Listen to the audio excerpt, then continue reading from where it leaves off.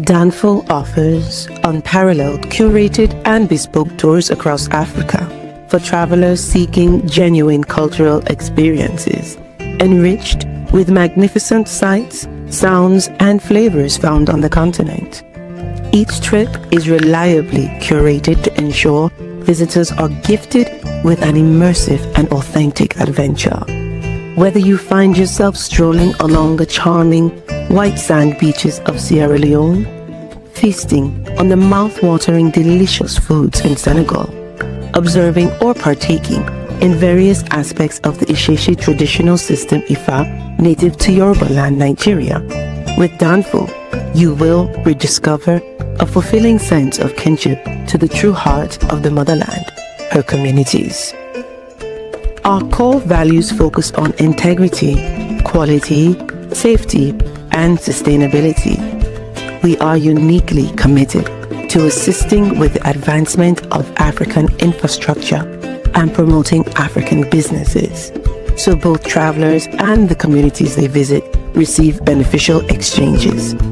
At Danfo, we understand the importance of connectivity, and we have created a model which provides bespoke experiences based on your passions or hobbies. With us, expect a long-lasting spiritual bond between you and your destinations. Live, love, Danfo, Africa.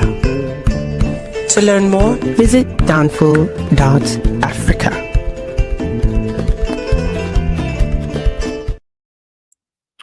Peace, family. We're alive again. Dynasty Mirror Search for Huru. Thank you all. Thanks so much for joining. Hit that like button. Please hit that like button. Also, make sure you share and make sure you subscribe. I would greatly appreciate it. Got a couple of announcements real quick. We're rolling to Senegal. We are rolling to Senegal here in about, man, it's already May 4th. I leave for Atlanta. I leave for New York on Friday. Oh, man, time is, it's already here. Shout out to everybody in the chat room. Shout out to Monifa. I see you, Monifa.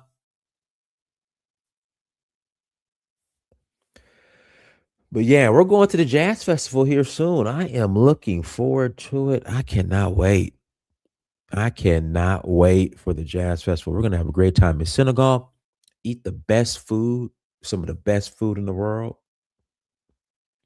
Again, eat some of the best food in the world in Senegal. We about to do that. Now, if you're last minute, you're like, Dynast, I want to roll to Senegal. Please visit Danfo.Africa. Please visit Danfo, that's DANFO .Africa to learn more. Again, please visit Danfo, that's DANFO .Africa to learn more. Yeah, so we're going to Ghana and Ivory Coast in November, Nigeria in August for the Oshun Festival, Kenya in September, Sierra Leone in November, Zanzibar in September. That's where we're going. And, we're going to have a great time. Yeah, we're going to have an awesome time. So if you guys are interested in joining us, please visit Danfo.da and look at that beautiful Zanzibar coastline.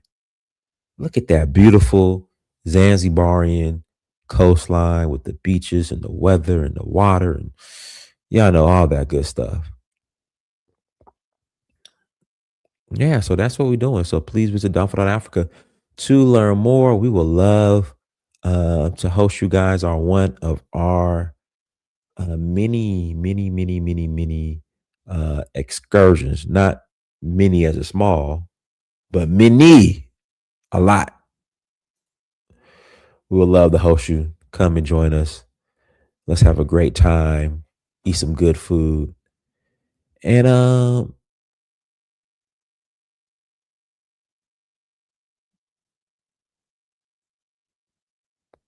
I'm looking at some of this combat footage. Yeah, here we go. Let's jump into it, y'all. This is we've been having a debate on this.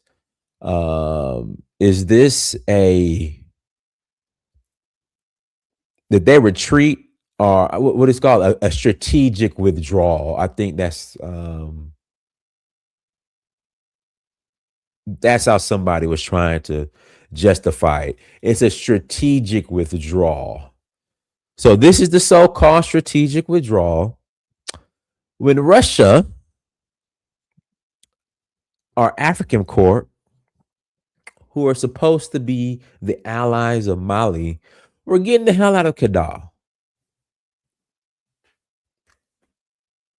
And shortly after this, the president of I don't know if he's considered the president. I don't want to say junta leader, but the president of Mali met with the ambassador of Russia, called the ambassador of Russia to come and said, "Hey, why y'all running?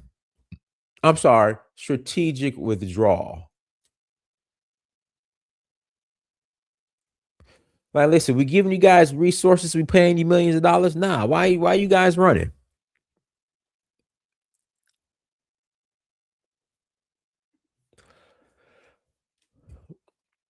So for the most part, Russia had given up Kidal. And I'm not saying Russia or whatever you call it, African court, that they aren't doing, they're not fighting back.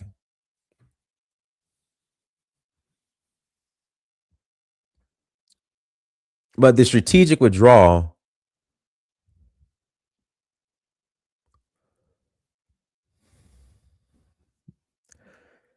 it doesn't make any sense.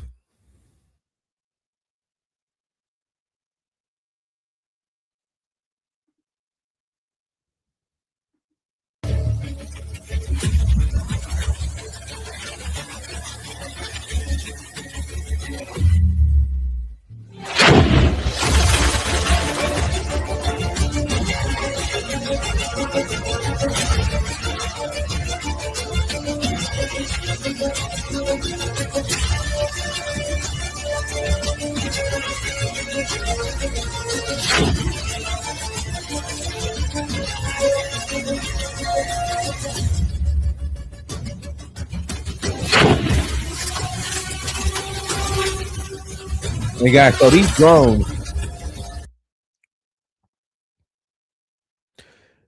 drones are actually coming from Ukraine. So Ukraine, they have boots on the ground in Mali and are training the jihadists. Again, Ukraine, they have boots on the ground. They're fighting a proxy war in Mali, and they're training the jihadists.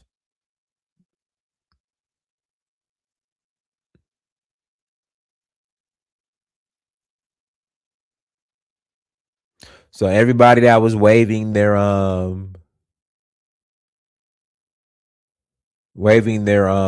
Ukrainian flags, this is what Ukraine is doing. And hopefully, and from my understanding, I think Mali has regained the city, which is great. Which is great freaking news. But again, why would Russia withdraw in the first place? And there are rumors that Russia is actually trying to sell arms to the other side as well. There are rumors that Russia is trying to sell arms to the jihadists. They're playing both sides. That's what they all do.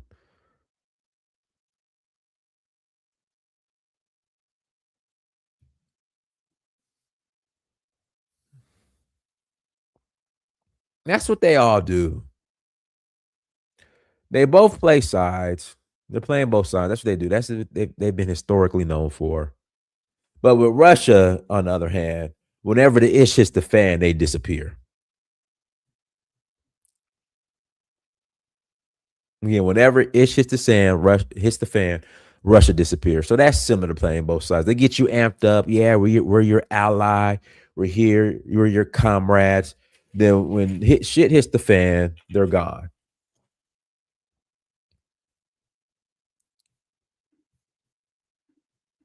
Allahu Akbar. كأنهم جانجوا الله أكبر أبكنا في السماء أبكنا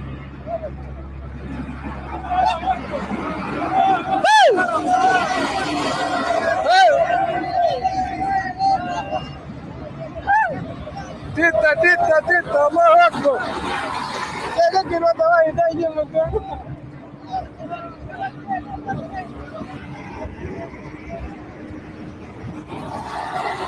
أكبر الله أكبر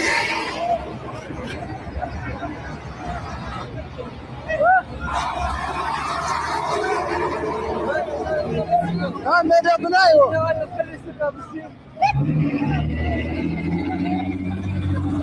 So there we go. But I got some good news. I have some good news. I want to say that the Malian army has retaken back Kidal. Établir la confiance avec la population pour les travaux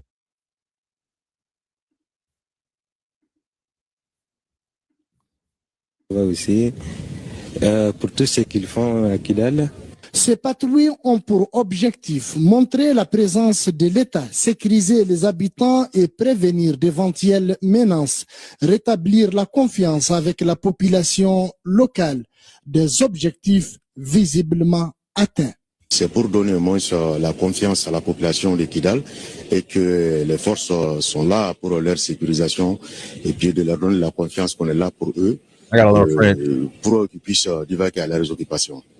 Au beau fixe, vous-même vous le constatez, vraiment les éléments sont vraiment dévoués, ils sont galvanisés, vraiment ça va. À Kidal, les FAMA mènent des patrouilles en ville comme en race campagne, autant d'efforts qui rassurent les Kidalois. La patrouille s'est très bien passée et c'est notre devoir régalien et nous allons le faire.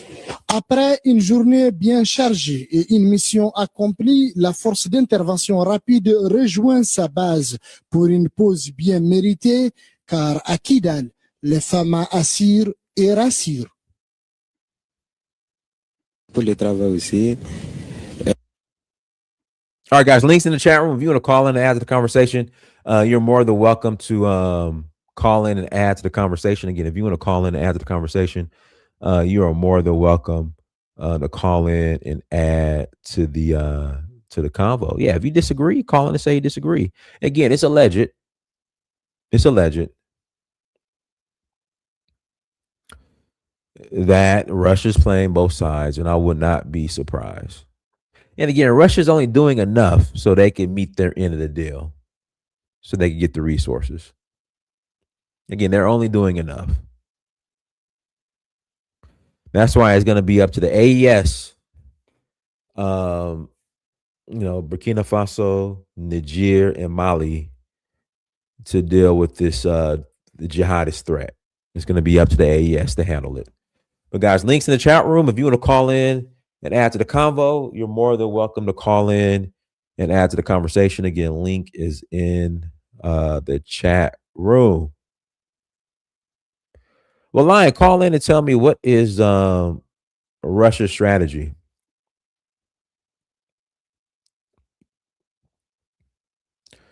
Again, call in and tell me what Russia's strategy is, since you know.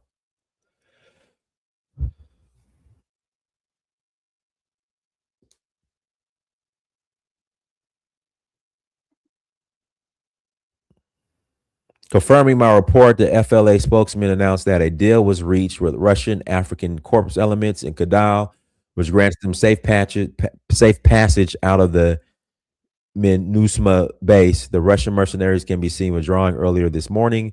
However, the deal does not include the Malian troops still in the base who were abandoned by the Russians. I believe it. I believe it. All right, go ahead, Bandit. Yeah. I didn't catch some of that last bit while I was getting on the stage thingy. But can you hear me well? Yeah, it's like a little wind in the background, but it's fine. Go ahead. Yeah, I'm walking my dog. So okay. Yeah. I don't think it is true that Russia is playing both sides. I mean, they could be. I mean, for the resources, of course, but I think it's more playing against them because you got to also remember that the terrorists they're fighting against, I mean, it's a no-brainer that they're being funded by France. And their war is originally with NATO. I mean, I would say... And Ukraine. Ukraine is Yeah, so I don't see what they're going to gain from that. That war where they're supporting Mali and stuff is to cut off France's resources from Africa so they can stop them from supporting Ukraine. So that's what I think personally. Again, I could be wrong. I've been looking more into it after the stuff that happened in Mali and all that, because my sister, she did an ancestry, and that's where my ancestors came from, or our ancestors came from. So, but it doesn't. I don't think it will serve Russia a purpose. If they want to play both sides, I think are they going to get any resources out of it? Sure enough, I think they are. Mm-hmm. But enough to play the part where they're undermining the Malian authorities. I don't think that would be a benefit to them to keep a war going you know? Right. So I think it would be more of a, since they're helping, I think they already have a deal with the millions to like have some part of the resources or something like that. I would assume that would be taking place. Well, yeah, they have a deal, but they have a deal, but I think I think Russia's just doing the bare minimum to meet their end of the agreement. Yeah, I mean, well, I can't say they're doing a bare minimum. I mean, again, I could be wrong because I haven't really looked too much at it. But due to the fact that this is connected to the war in Ukraine and stuff like that, I would assume that's what they're trying to do, because the Ukraine stuff was just pretty much backed by NATO, and NATO's funded by the EU and all this other stuff. So, I mean, that's what I got to say about it. Okay. All right, go ahead, Africa. Yeah, greetings, Dennis, and everyone in the chat. Thank you again for a good work. I mean, yeah, to be honest, everything that we see here most of the time is alleged. Because we're not really, as you said, we're not specialists. We don't do in-depth research. It's based on what we see and what based on our observations, right? Me, basically, I would not put it past any of this, Russia, America, Europe, all of them playing double agents in any form and any way. I wouldn't put it past it. If you study, you understand what geopolitics is. You know for a fact these people can do that. It's divide and rule game. It's always been like that since the world began. I don't blame these people. I blame African, government. I blame the African Union, which is the overall body for the continent, who actually watched the downfall of, the Libya and all these things is happening now. So if Russia has played double agent, who's gonna blame them? They're just trying to make money. They're not coming into this game to, just to be, just to be praised. Yeah, yeah, look, we're Russians, we actually got more, this is not, there's nothing moral about this. It's all about money. You have to have a great IQ to read between the line, it's all about money. And Mali is a mineral resource country. West Africa is mineral resource countries. And we know critical minerals these are the age of critical minerals. This West African states, especially the Sahel, they sat on one of the highest deposits of so many things. So there's something at play. It's a good news that Kidal has been captured. Absolutely, the people can actually, have freedom again. They can sleep at night. Because I've seen videos of where these terrorists, where the terrorists are leaving. The people actually are so angry at them. They're chucking bricks at the motorbikes, and they like really, really hate them. They actually really hate these terrorists. That's why I think they will never succeed in Mali. Sorry for interrupting. Did you see the video where the terrorist was holding the camera up, like just balling out after he took the city, and then a freaking someone like a missile hit him or something like that? No. Well, you see how the locals hate these terrorists, right? Yeah, I saw that. They hate, I saw that. Yeah, Yeah, they hate them. They actually hate them. They're chucking bricks at them and say, F off, like, you destroying our life, you ruining our life. When people feel like that about the former groups, you would never succeed, man. Because they will never let you settle. They will always work against you. And that's the good news. And that is from that region in the middle belt of Mali and the north. People don't want them. The complete is a factual research that's been done, because anywhere they go, they're so barbaric. They kill people. They cause too much trouble for the locals. They don't provide anything. These people have been suffering on their hands for so long. You must be an enemy to a black race to actually support these terrorists and actually have any form of sympathy towards them. And for anyone to come here and be against these people who are trying to fight, for the survival of their people, just show you have no clue, and you have no heart. It's pure narcissism. But yeah, pass the mic for now. Thank you. All right, go ahead, Babaliko. Yeah, I mean, I got to give Mali their flowers. They did a great job holding. Was watching the Western media saying Bamako was surrounded, seeing 800 trucks rolling to Mali's, all the lies of the Western media trying to put on Mali. So I had to give Mali and the AES the flowers, because before I was like, where is the AES? I was kind of panicking, but the AES is there and they're on the ground. I heard the Niger is doing airstrikes and Traoré is moving in with his ground troops, and it's gonna be clear up pretty soon. They tried to do a Syria style in Mali and it didn't work. So the Malians are not Syria, and they're fighting with the AES, and they're showing that's a powerful force now to be reckoned with. Regardless, I know it had to be an inside job for them to get that close, which they're wrapping up right now, and they're getting those traitors. Those traitors need to be hanging public. The next thing, I was watching the media talking about it's crazy how they works.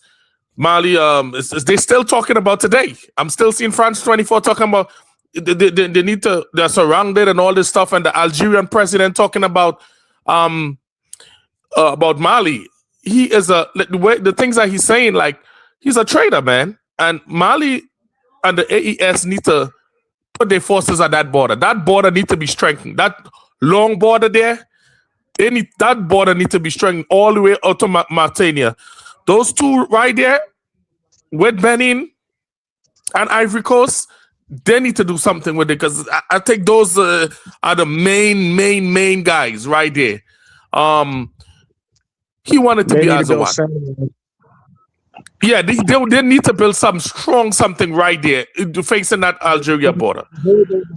Morocco did that. They built 10 walls against Algeria, so they couldn't drive any vehicles through. Mali do the same thing with Mauritania. Mali and Niger needs to do the same thing with Mauritania. Yes, I agree. I agree. They need to do something there. He want that place to be Azawad. He really want that place to be Azawad. But because I heard him in another interview, I was doing some research. He's saying, "Oh, those people up there in the north, they really want to be more with us. But if they want to be more with us, give them the southern part of Algeria. Give them there. Why you carve off piece of Algeria and give it to them? Why they have to be in Mali? Give them Algeria." You understand? So that's the problem with that fake. And I don't understand. I know Niger is doing deals with Algeria with the pipeline and all this. So I don't know how that's going to work with Algeria being a puppet and supplying this service. I don't know how the AES is with those three, but Niger is working with Algeria. I don't know what's really going on. I don't know if it's a tactic they're working on, but I don't really understand what's really going on there. Niger will have to shut down the projects ASAP, and because he's saying, but I just want to give Africa, man, this is a win for 70 years like I've never seen before. Shout out to Africa. Shout out to the Russian. I don't think the Russian is doing. I think the Russian know the total liberation of Africa is the death of the European. I think Russia know the total liberation of Africa is the death of the European nations because they don't have no resources. They don't have anything. They depend on Africa for everything. So I think they know. I think Russia them know. Listen, if we have these Africans, if we have these Africans, it's because Russia have resources. It's the other European countries that don't have it. Russia is the one who was supplying them gas and all of that. So Russia have. So I think Russia know, listen, let's help them out. That's gonna weaken them, even fighting us, even supplying Ukraine with weapons and everything for us. We could help the Africans stop all this resources that's going out to the European, and that will even help us, which is a good strategy. I think that's going on with the Russian Donis, and I don't trust those. I think after Africa win this war against this imperialists, I think the one need to start to go to them sand people up, going to Nigeria and up there and all those puppet states. I know you got some Ivory Coast and all these people here on it, but the one need to. Well, after we deal with them sand people, we got to deal with the neighboring traders. Nigeria, Ivory Coast, Benin. These traders, they got to go. We got to do an Iran style on these neighboring countries that sit there. No, I'm serious. You remember Ghana. He was, when Muhammad became president, he was so happy. He invited Traore over and saying a fire in your neighbor's house, you got to put it out before it reaches to your house. He is all quiet now. No, he is so quiet. You can't even hear anything out of his mouth now. He's so quiet because you know why? Because he was part. I came here and I said they are planning something against the hell. Somebody, I think it was Sadid. Sadid said that's nonsense. I came here, I think it was a couple of weeks ago. I said they are planning something against the Sahel and it wouldn't work.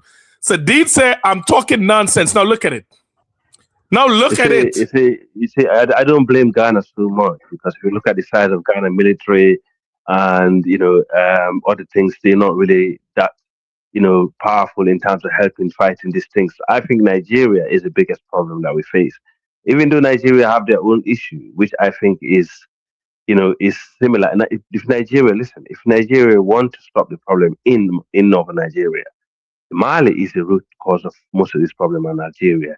You would have thought they would have been the first people to actually help when the president that was in Nigeria, who everybody accused of bringing problem in Nigeria, which is actually lies, okay, because he inherited most of this insecurity.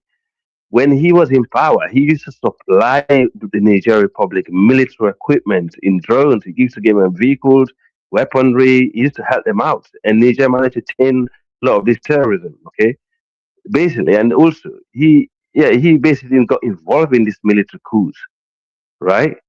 But then when this guy came to power, the current president now, the first trip he started taking is to France, and this could he at the moment, I think, if I'm not mistaken, this is actually in France. That's what I'm trying to say. Why is Tinubu still going to France all the time?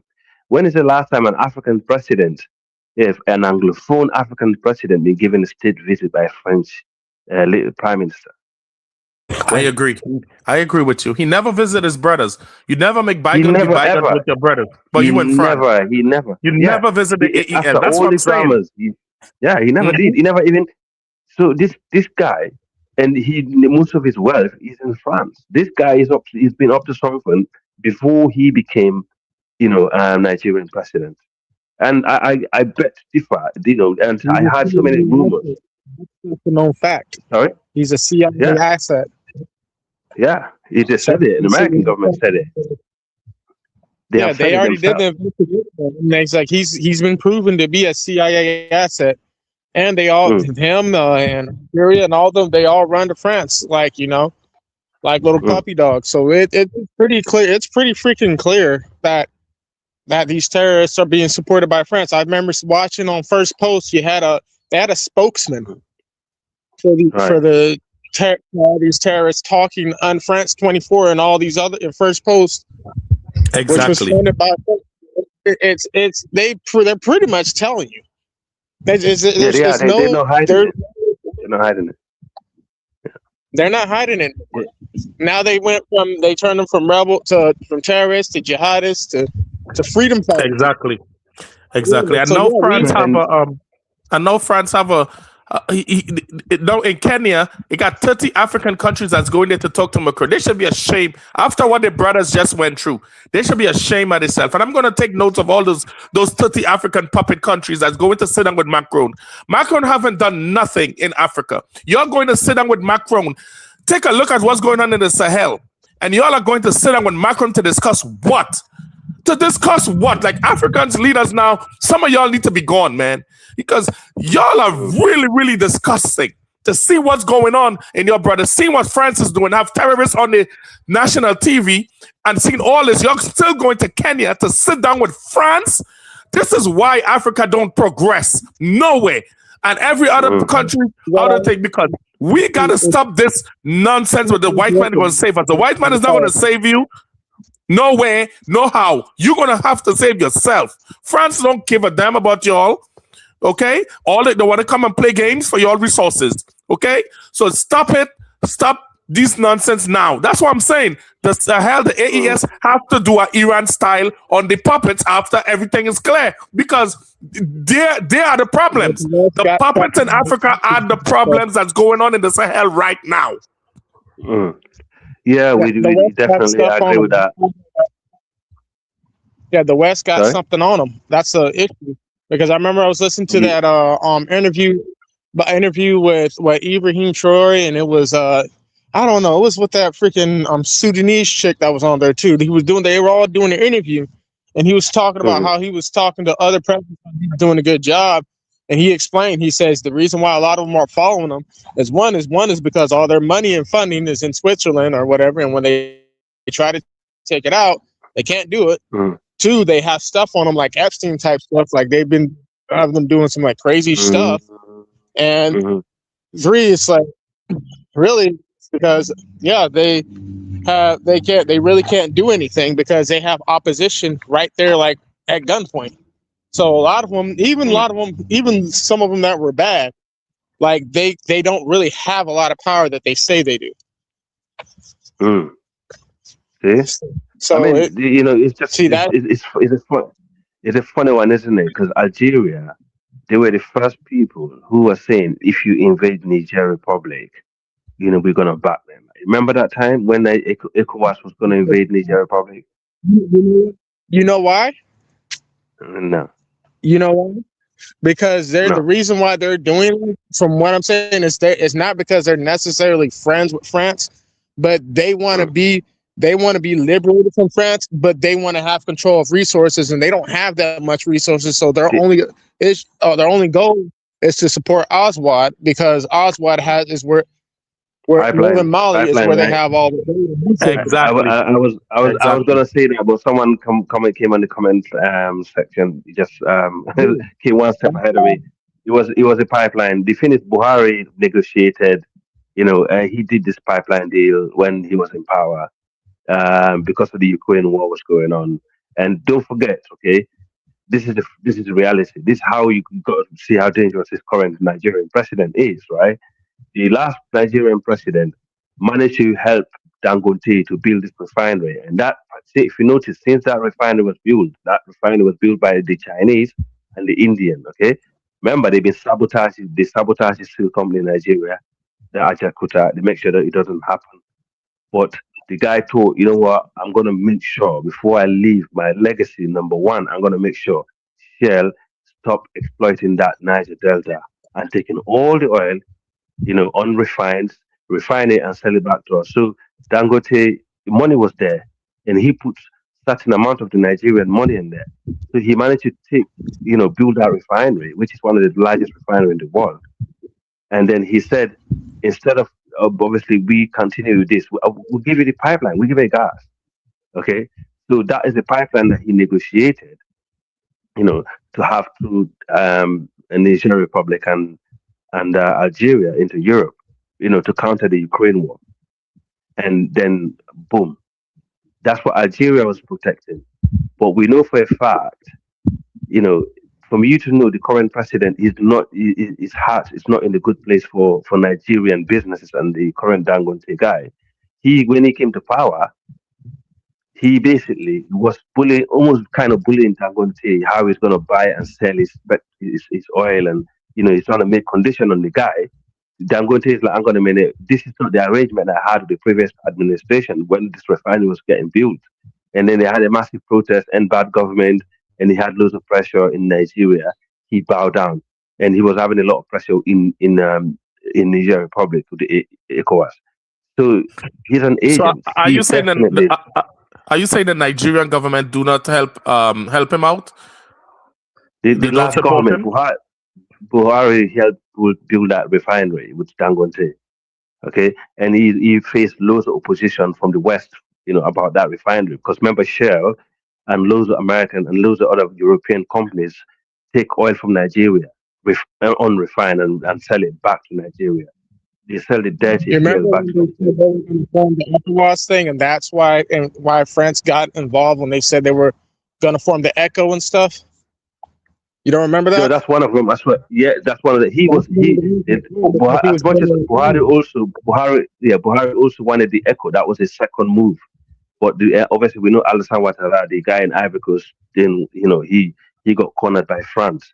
And the thing is, France always had problem with Nigeria based on their local policies with West Africa, because they know if Nigeria have a foothold in West Africa, as they become a strong country, most of these francophone countries will be trading internally, with the ECHO and with their big brother instead of dealing with France, and that's a big threat to them. That's why they're trying to make. That's why they said they had to print the ECHO. Your line is really bad. Yeah, your line is bad. Oh, my line is bad. Your line is really bad. Yeah, it's really bad. Yeah. Oh, my bad. Well, yeah. So Africa. Yeah.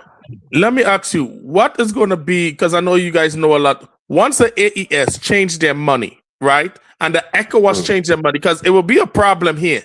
What's going to happen? Because if ECOWAS have a different money to the AES, how is that going to work in West Africa? It will work. To be honest, it will be a good thing. We can actually buy. They could have it if they have a stronger currency. We could be the people that sell to them, because the Sahel region. It's one of the fastest growing population in the West Africa. They need a lot of items, and if their currency, to be honest, it would be good for their currency to be actually more stronger than the coastal regions.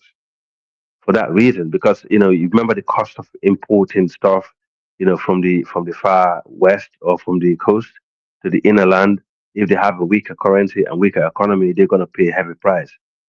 You see, so and I can see the coastal region becoming more industrialized in the future, and the interland economies become more mineral based economies, if that makes sense. Right. Okay. And that's how I see it, because the coastal region can be, and they're more productive already. They are more industrialized anyway, and the internal region, like the Sahelian areas, they have loads of mineral resources. They could rely on minerals, processing and stuff like that. But yeah, it'd be good for us to have two currencies, as long as it's two strong currencies, not too many different currencies. I think it'd be fine. Eventually, you can imagine. I mean, okay. Europe have, at the moment, I don't know how many currencies they got. They probably got less than 4 or 5 currencies, but they're still trading with each other.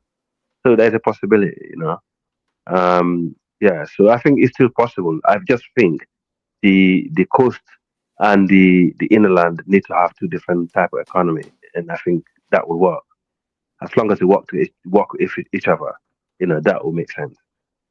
But brother CD, okay. I just passed the mic to him. Yeah, thank you, Baba Lika. CD, howdy, buddy? Hey, hi everybody, man. How you doing? Yeah, the body fine. Okay. Now, CD, now you turn. Yeah, you go ahead. Okay. Yeah. So, my turn on the situation in Mali right now is. I was listening to the news today. I think the Malian government have started, adopting some people, arresting them, some Malian citizens. They think they are sympathizer of those terrorists. So they arrested a lot of people today. And it seems to be is when that happens most of the time, people with if you arrest people, family member like that, people will definitely start to turn against the government. I don't think that's the right way of doing it. That's very dangerous situation, you know. Some of the people that are criticizing the government of handling the situation. So they go, they arrest them and they get missing. So their family member don't even know where they are. You know? Yeah. Which So news do you watch, cities? What news No, station do you watch? I've seen that. I've seen that. There's about 5 people who that they think have, they've been plants in there. It's gonna happen, especially in the military yeah, regime. To be honest with you, yeah, that's yeah, yeah. Assimi Goita is not as stable, it's not as secure as the other two. Based on what I'm saying, and to be honest, I've always had this at the back of my mind that he's not as stable as the other guys because remember he overthrown a guy that was very popular in the country, Ibrahim Boubacar Keita. From the north to the south, to the east to the west, he was very popular. And even you yourself, you mentioned that even Alpha Conde in Guinea was totally against the coup, and some of the brothers, and the thing is, Mali is a very complicated country when it comes to those things because there are a lot of people around the region that will catch feelings about little thing that happened in Mali because it's the soul of our people. That country is very dearly to us. In the coast, on the coast, we all came from. Have connection to it, and So politically, linguistically, historically, in different ways. But I'm not surprised that there are planting there. Anytime you have because this is a coup, okay. Anytime you have a coup, you're gonna have insiders who are collaborating with the people who try to take him out. yeah, So like don't be surprised. Africa's civil war is always like that. When it happens, when the military start getting more pressure, they will start arresting ordinary citizens. Or Mm, right now, there's a lot of people that are crying that Ibeka should come back, right? When Ibeka was in yeah. power, the situation was now worse like this. So when they overthrew Ibeka, I think Alpha Conde, I think he was the chairman for ECOWAS. He wanted Mm, Ibeka to come back, but Ibeka said, no, he's not going to come back. He doesn't want the leadership. Let the military try if they can handle it. So mm, that's why people are saying they should of Bamako right now that we are far better off when Ibeka was here. Hey, I'm not mm, taking sides. Sometimes when you tell people the truth, they will say, oh, yeah, against 8 years. This is not about 8 years. This is the experience of people. It's almost like everybody were crying that Joe Biden should get should leave power, should leave power now. He more being quick on changing. People change very quickly. You Yeah, see but some MAGA yeah. people now going but against Trump. but So City, wouldn't you agree? If you are allowing France to take your raw materials for nothing and make deals with the Azawat in Nigeria, do you think you would be more famous because nothing? France is not going to set up any I'm terrorist to come to your country. we So of know course, France. Yeah, we know very well France is stealing. Is taking the resources. yeah, That's the that's why they like reality him. that we all agree on that fact, Yeah, right? We all Right. agree. But the thing is, Russia also you cannot trust Russia, right? Why would the Russian free this guy Victor Bao that was arrested in Thailand? He was an arm dealer, right? Mm, This mm, Russian guy was arrested in 2011. He was sentenced in the US. He was arrested in Bangkok, Thailand. They sentenced in the US for 25 years. But because of mm, prisoner swap, where Brittany, the girl that played basketball, the exchange hall with this Victor guy. That's how he got free. So now this is the guy that analyzing the situation of what is going on in Mali. He's an arm dealer. He been selling arms since in the 90s. He was selling arms to Charles Law. He was selling arms to Fudi Sanko in Sierra Leone. He was selling was it arms Ukrainian? all over Uh, Africa, South America, mm, Middle East, even mm, to the Hutus rebel. Right, he's a huge big arm dealer. Russia makes a lot of money in terms of selling arms. Why would Russians mm, even go in that for Mali? You have to analyze the situation. Russia economy is very, very small. They make money by selling weapons. That's why AK-47 is so cheap. Anywhere there's a war, it's cheap to put your hand on AK-47. Where AK-47 come from? CD, Russia. are you saying Russia wasn't supplying the whole of Europe with gas? I'm not saying No, because you said it's a very small there situation. dealer. We gotta be I deal with facts here. We dealing with facts. They're supplying Europe with gas. That's why you can't trust the European. That's why Trump told them that you guys talking against Putin, right? You say Russia is not real. Why up to this time you're buying gas from Russia? Exactly. When that stopped, Trump asked them, you're the Europeans, every day you're crying that Ukraine, we should put stop to Ukraine war. And now you're still buying gas from Russia. The only thing you cannot trust white people. You cannot trust these people. They all in it for their exactly. What did France did recently? France undermined America to go to the Strait of Hormuz and then negotiated with the Iranian for their ship to pass through. Right? So how you going to trust it? Russians are known for selling weapons. They're selling weapons to the both sides. They do. They have done that. They have done that in the past, and I said that in the past, and I did. Waliko, the reality is, yes, these people are not. These people are traders. Okay, they out there to make money. And Russia is the most racist country that you ever visit as a black person. Yes. I will tell you this for fact. However, they have always came to the core of the rescue. If you go back to history, during colonialism, during the fighting for independence and stuff like that, they always answer to our calls and against the people that we have, we call common enemies in Africa. We cannot, forget that also CD because, we know most of the weapons that we use, to gain independence in Africa, they came from the Russians. And CD, who was supplying? You got to look at the broad things too, CD, because when people are watching, right? They're seeing America take Maduro. They're seeing Russia going over there and help. They're seeing America blockade Cuba. They're seeing Russia going in and jump gas and give them oil.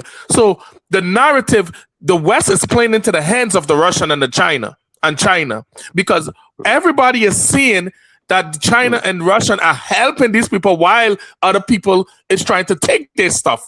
So that's what people are seeing. You know what America is doing with Russia? They use Russia as a threat to gain more power in Europe. Russia is not a threat to any of these countries. Russia cannot match with the American power. Let me tell you this. They use it as a scapegoat. They will tell the German that if you don't let our military bases, so you're making a good. Now you got the point, right? So you understand what we're trying to say, right? If you don't let our military bases to be in Europe, Russians will take over. Russia is gonna come after. How many years Russia be fighting Ukraine? They can't even take over Ukraine, right? They do the same thing with the Southeast Asia and all the Asian countries. They will tell them North Korea will take over Japan. They will take over South Korea if we don't build our military bases. Yeah. South Koreans are starving. They can't even afford food to eat. These are the people that can fight America. So they use all these countries as a scapegoat to build their military bases. Yeah, they have, and I that's what they're doing. You cannot underestimate these people. You cannot underestimate a madman like Kim Jong-un. Remember, these guys have missiles that are going to reach here.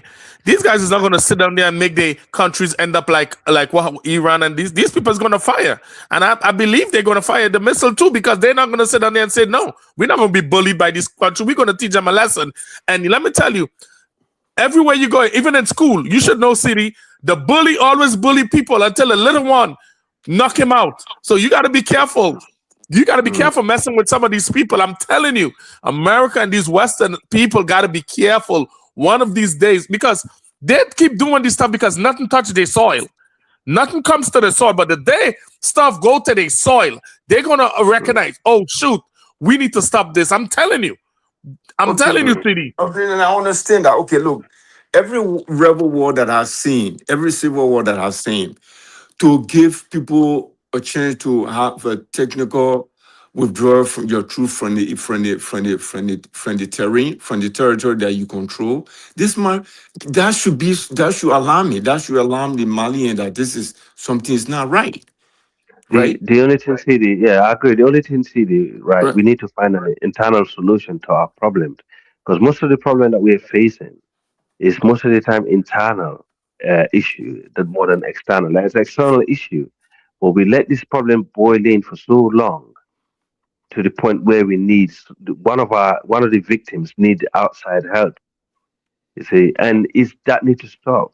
Whether it's to do with marginalization of another group, or it's tribalism, or it's religious differences, and stuff like that. We need to. There's in fact people I didn't realize there's actually still caste system in those Black African countries after we've been through slavery. It's like we need to fix our own home.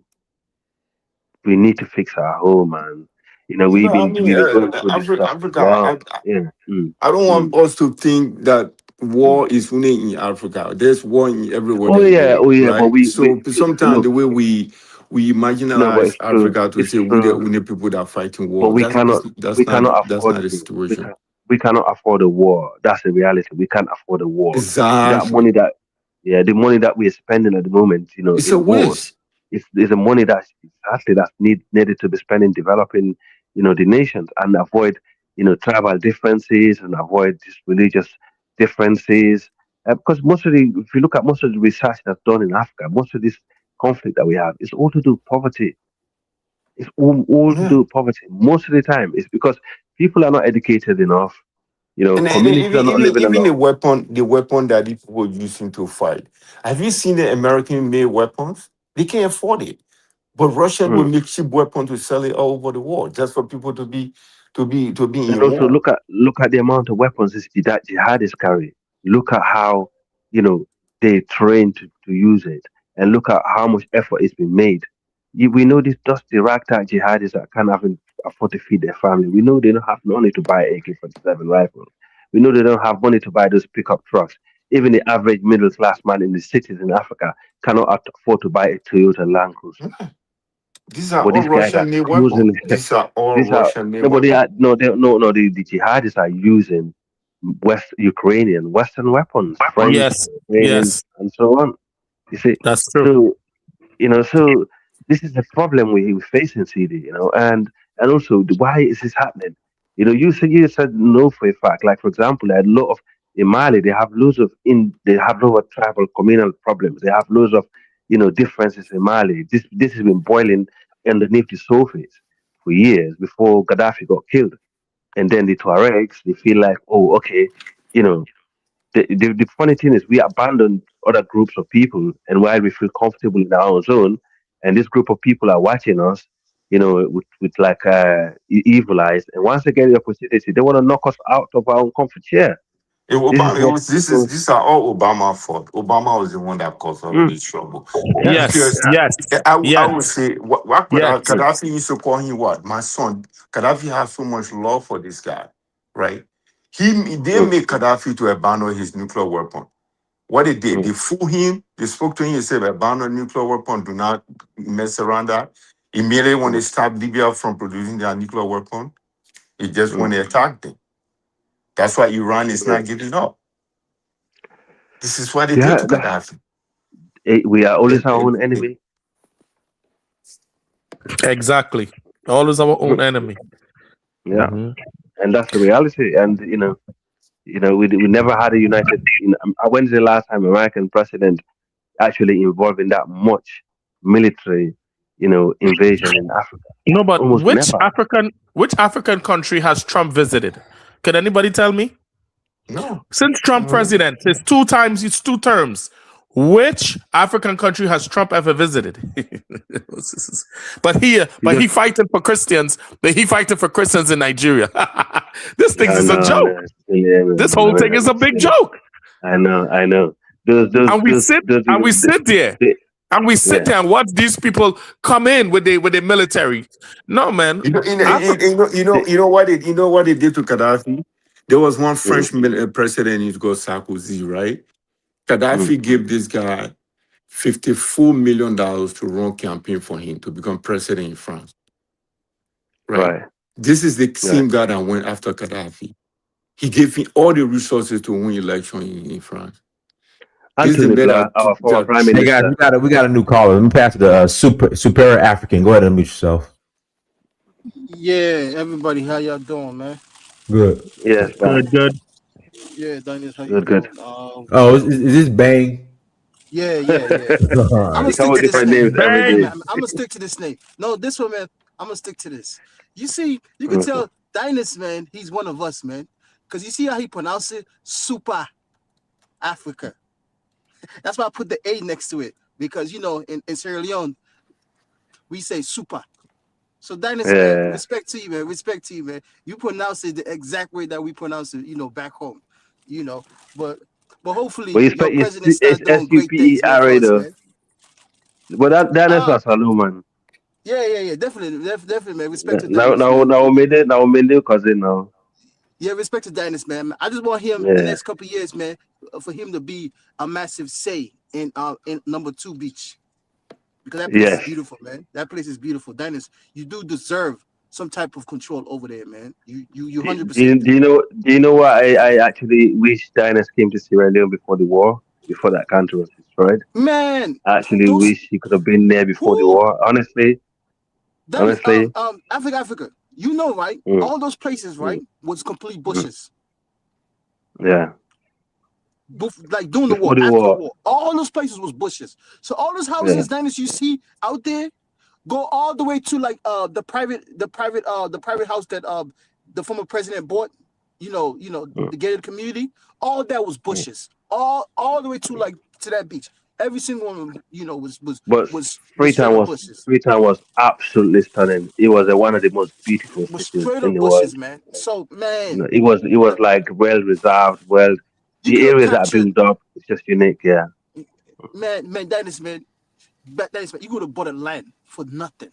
My father did. My father bought a land as soon as the war ended. Super cheap. Super cheap. Man, as soon as the war ended, my father bought a land. Those places were super cheap. But now, man, for you to get a land, oh my God, it's very expensive, man. So that's why, you know, sometimes, man, people forget what 20 years does, man. If you're not well connected to, you know, what's going on around the world, you're going to miss out a lot. You're going to miss out a lot. Yeah, you're going to miss out a lot. But people that do, you know, well in tune to the world, and then, you know, they take out their personal, you know, interests as well, and then just take advantage. But then it's, man, I wish one day you could have a nice restaurant or bar around that area. Have a beach bar. You have a beach bar. Then Lungay Beach, Lumley Beach as well. Aberdeen, Aberdeen Beach. Yeah. Oh man, that place is beautiful too, man. One day, man, if we could kick out. Dennis, have you seen what they done to Leicester Peak? Dennis, can you hear me? He's not next to his phone. He's away. Yeah, but Yeah. anyway, Leicester. Have you seen Leicester Peak, Bang? Nah. Man, I don't like a lot of things going out there, man. No, the vice president. I know, but it's the vice president just inaugurated new place up there, bro. It's like a first class place, man. It's beautiful, man. From there, you can see the whole peninsula. Africa. Anything that you know in Sierra Leone, I don't care who owns it, as long as it's owned by, you know, one of us. No, it's a government. It's a government. As long as it's owned by one of us. Yes, but it's just nice. It's a new construction, and you know, it's a good place. It's up by it's up in Leicester Peak anyway. Yeah. So as long as it's owned by one of us, man. But like Aberdeen Beach over there, especially Aberdeen Beach, man. That place is man. Oh, man, when you go there at nighttime, the breeze that hits you, man, the ocean, the water, you just relax, man. You just relax. Well, Sierra Leone is the best country. Like during the day, Freetown is the best city in Africa, man. Before the war, it was you just go there and relax, man. You just go there, the breeze, the ocean water. CD, you've been to Sierra Leone before the war, right, CD? Yeah. Okay. I've been to Mani Hotel. Been to Mani Hotel. Yeah, that's in Lumley. That's in Lumley Beach. Been to Mani. Lumley Beach. And one thing about Sierra Leone too, during the year end, I mean, for New Year and Christmas, they all travel back home. They love doing Yeah, that. yeah. December, we all go December, down there. yeah, they never miss December. Yeah. Babaliko, you're from Jamaica, yeah? Nah, man, I'm from Trinidad. Trini, Trinidad, man. okay. We have Yeah. Afro Caribbean festival every year. So people from all over the Caribbean come down, and they have like a week party, bro. In Where? Freetown. Oh, In okay. Freetown. Yeah, Okay. Yeah, but that's it, So bear man. that in mind. I'm there. I travel, man. Wherever you guys want, man. I travel. I meet Yeah, man. people. Yeah. Yeah, Man, man. Trini with that soca music, man. Oh my God, man. Yeah, you know how it Crazy, is, man. You know. Man,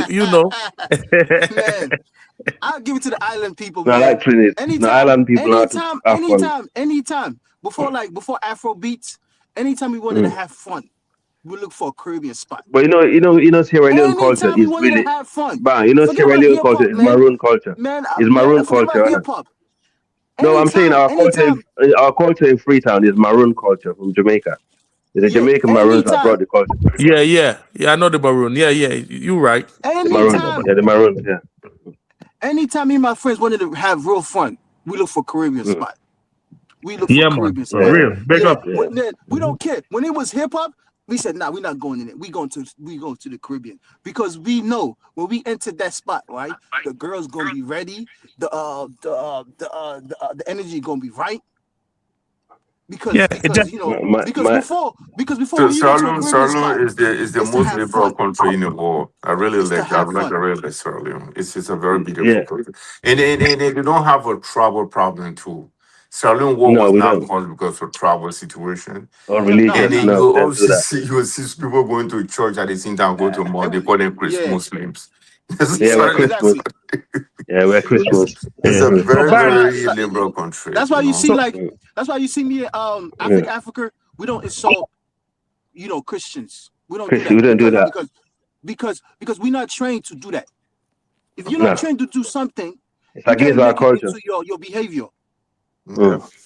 Yeah. So Bang, you feel the same way about Russia too? Like you feel like what you think about? I didn't hear your opinion on Russia. Do you think what you think about Russia being over there in Mali and stuff in the AES? I mean, listen, if it wasn't because at the end of the day, right?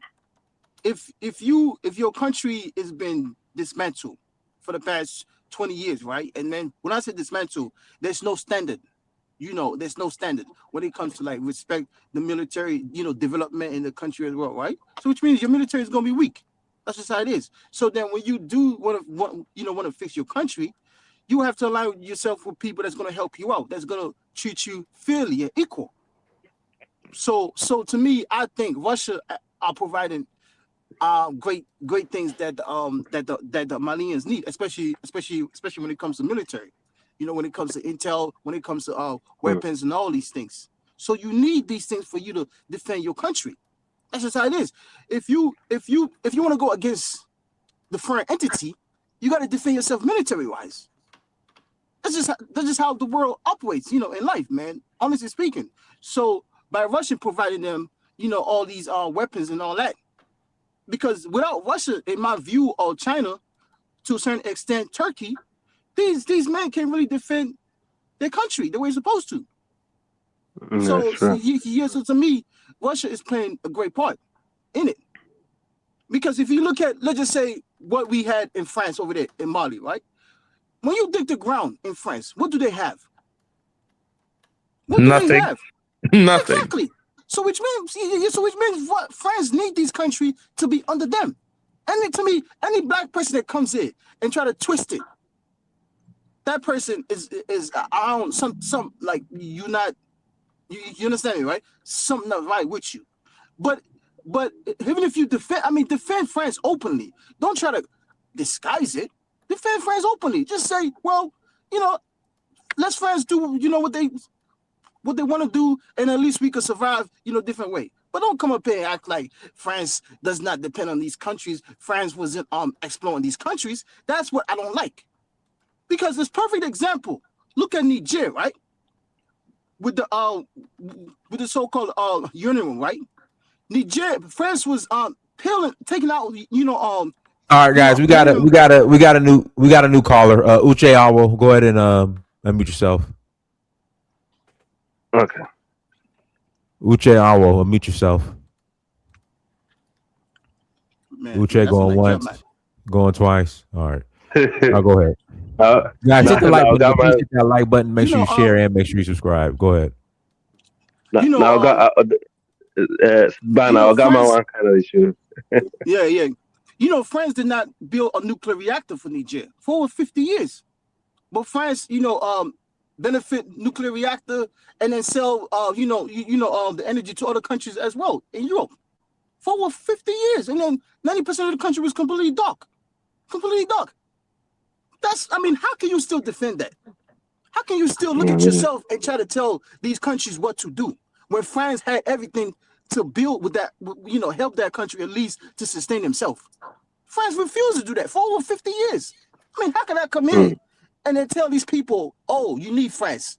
France had the opportunity to treat these people at least respectful.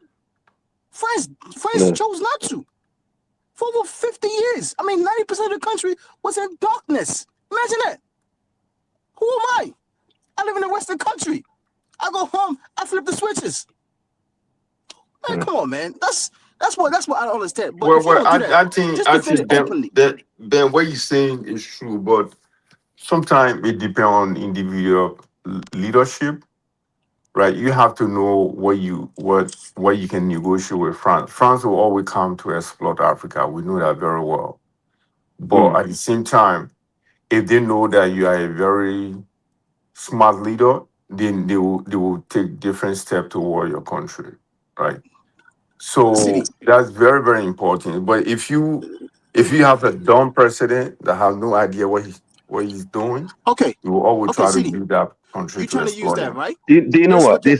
Sorry, guys. Do you know what? This is with the French band. With the British, right? British people, they don't trust the French. They don't like the French. They're one of the worst people. But when they talk about French, they don't even want to hear it. And their neighbors, for some reason, there's something about the French nobody likes. They're very cunning characters. They're very exploitative characters. They're not easy people to like. The UK pays France millions of pounds every month. We pay these people millions of pounds every month to stop refugees crossing the channel to come over here in the UK. And guess what they do? They give these people dinghies to cross and come over here. You can never trust the French people, man. No. You can't. These are not easy people to deal with, bro. Are you saying African presidents cannot read and write? Are you saying African presidents don't have degrees? But what's he saying? For example, right? That's why we need some sort of stability, right? Let's say, for example, but you're trying to, but the way you put it, as if regardless of that, let's just because I'm tired of the way you're trying to put it. Let's just say the leaders are, slow or whatever it is, right? But if I'm benefit of your resource, right? That's energy that power my country for years. Common sense, right? As a respect, isn't I supposed to at least build some type of nuclear reactor for you as well? Yeah, but can you tell me one example? I'm trying to give you an example with Senegal. What really happened in Senegal? If you look at Senegal, if I go to your house every day, let's just say once a week, right? You invite me, my wife, and my kids, right, to come eat every week, right? Once a week, right? Constantly. And then I have never invite you to come in my house and have a dinner. Would you truly consider me as a friend to have respect for you? No. This is what Meloni said, the Italian Prime Minister, and she's the most right wing. All right, let me tell you what happened. The example is Guinea, right? So the Alpha Conde, he fight his whole lifetime fighting Sewotri to be a president. So when he came in power, he realized Lassana Conte.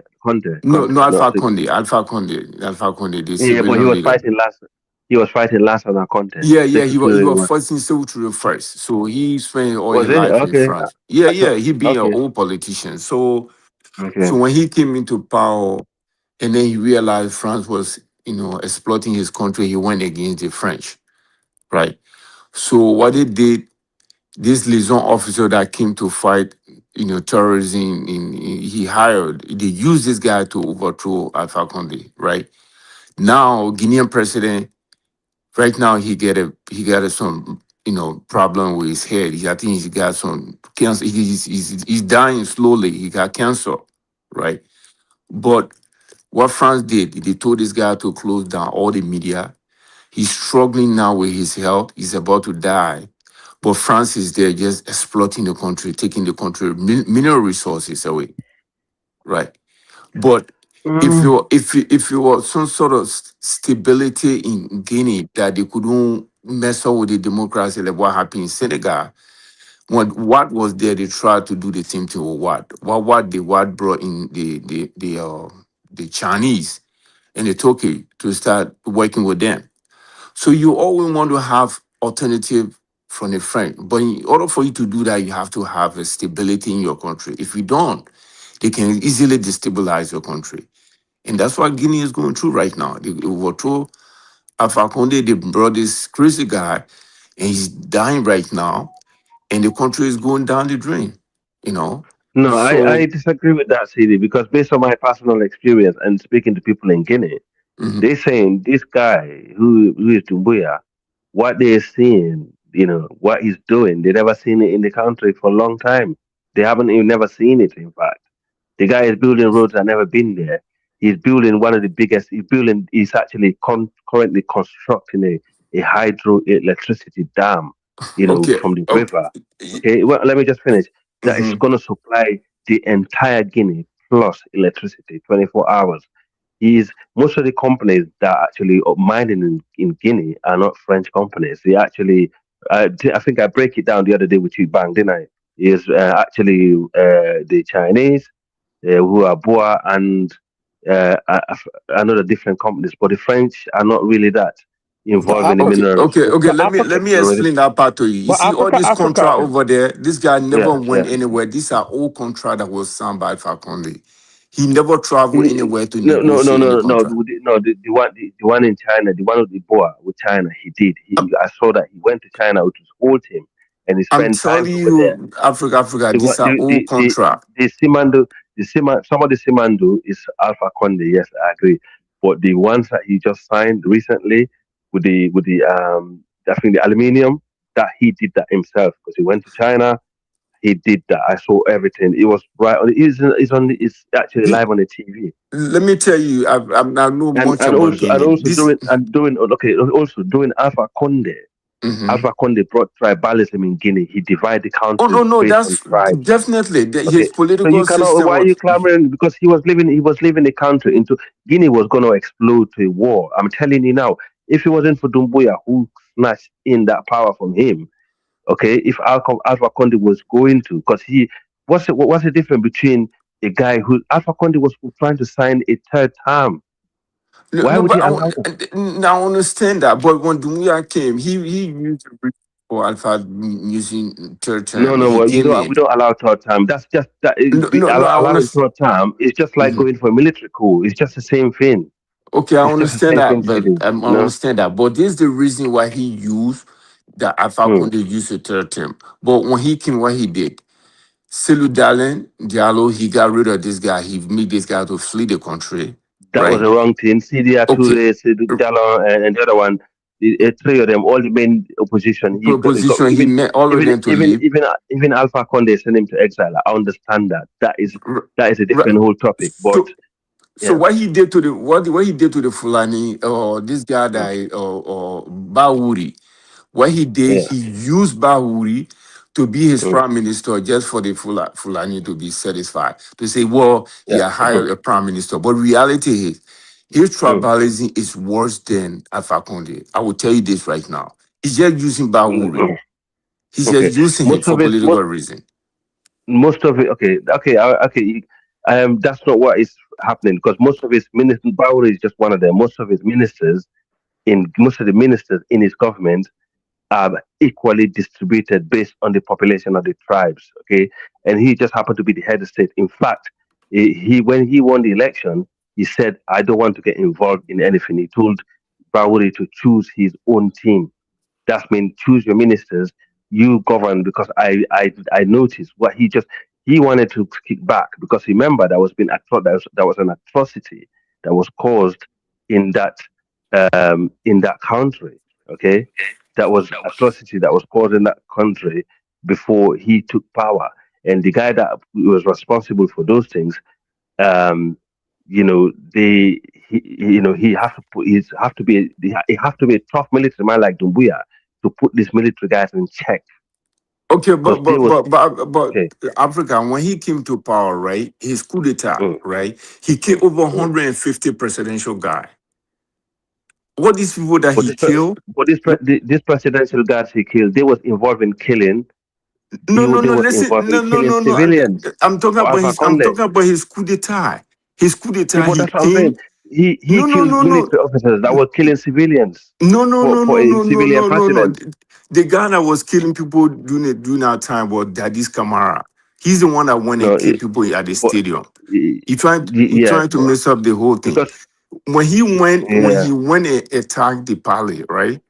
All the presidential guy that was there, he killed almost all of them, right? And what he did, because he knew the ammunition supply where they had a depot by the palace. He went first. That was the first place they attacked. So these guys ran out of ammunition. He killed all of them, and not only killing them, he did not turn out the body to the family member.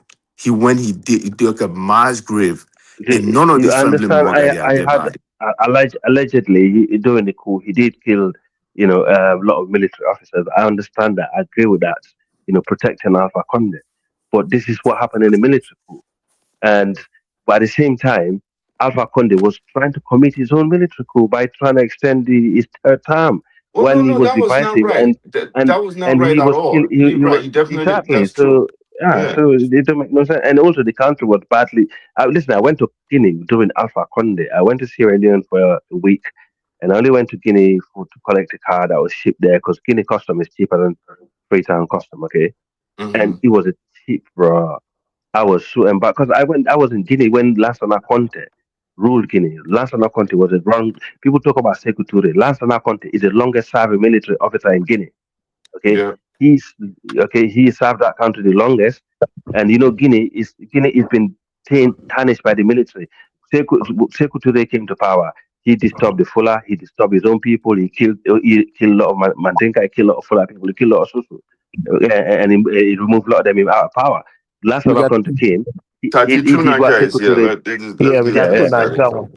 Yeah. 1 second. And last time Conte came to power, he on a live load to Mandinka people. He removed a lot of Mandinka people out of power.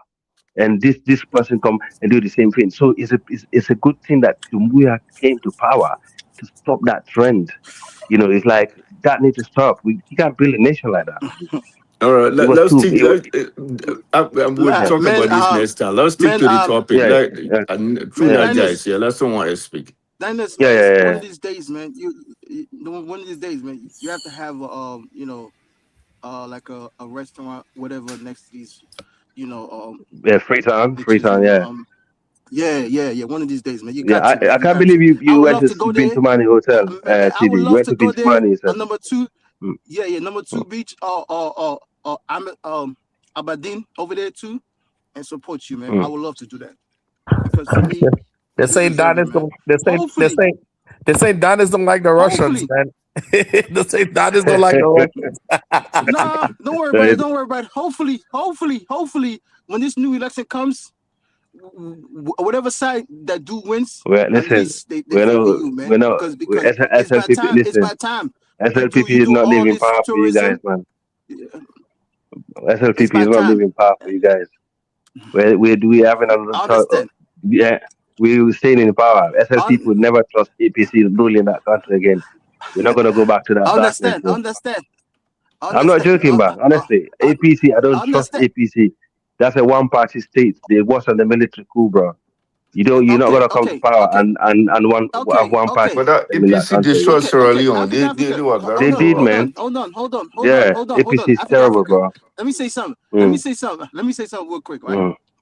You know, what happened to APC? You know, the last almost 10 years now, right? That's gonna repeat to the SLPP. Watch. I'm telling you. Watch. No, it's not gonna happen, bro. If they're not gonna I'm come to telling you. power, that would never happen. This is over my dead body. That party come to power, bro. Okay, so what happened to democracy then? Like you always preach about that. We'll find another party position will come. But APC is not. Hold on. What happened to democracy you always preach that about? So no, hold on. What happened to the party democracy that you always preach about then? We'll find another new party will pop up, bro. But APC needs to go, bro. They need to go. APC when APC came to power. 2 years, right? Yeah. 2 years, right? The next 2 to 3 years, right? They'll be 10 years in power. 10 years in power. No, definitely not. No, APC is a terrible party, bro. They wanted to. They had one party state. How can they have a country and one party state for years? And with no.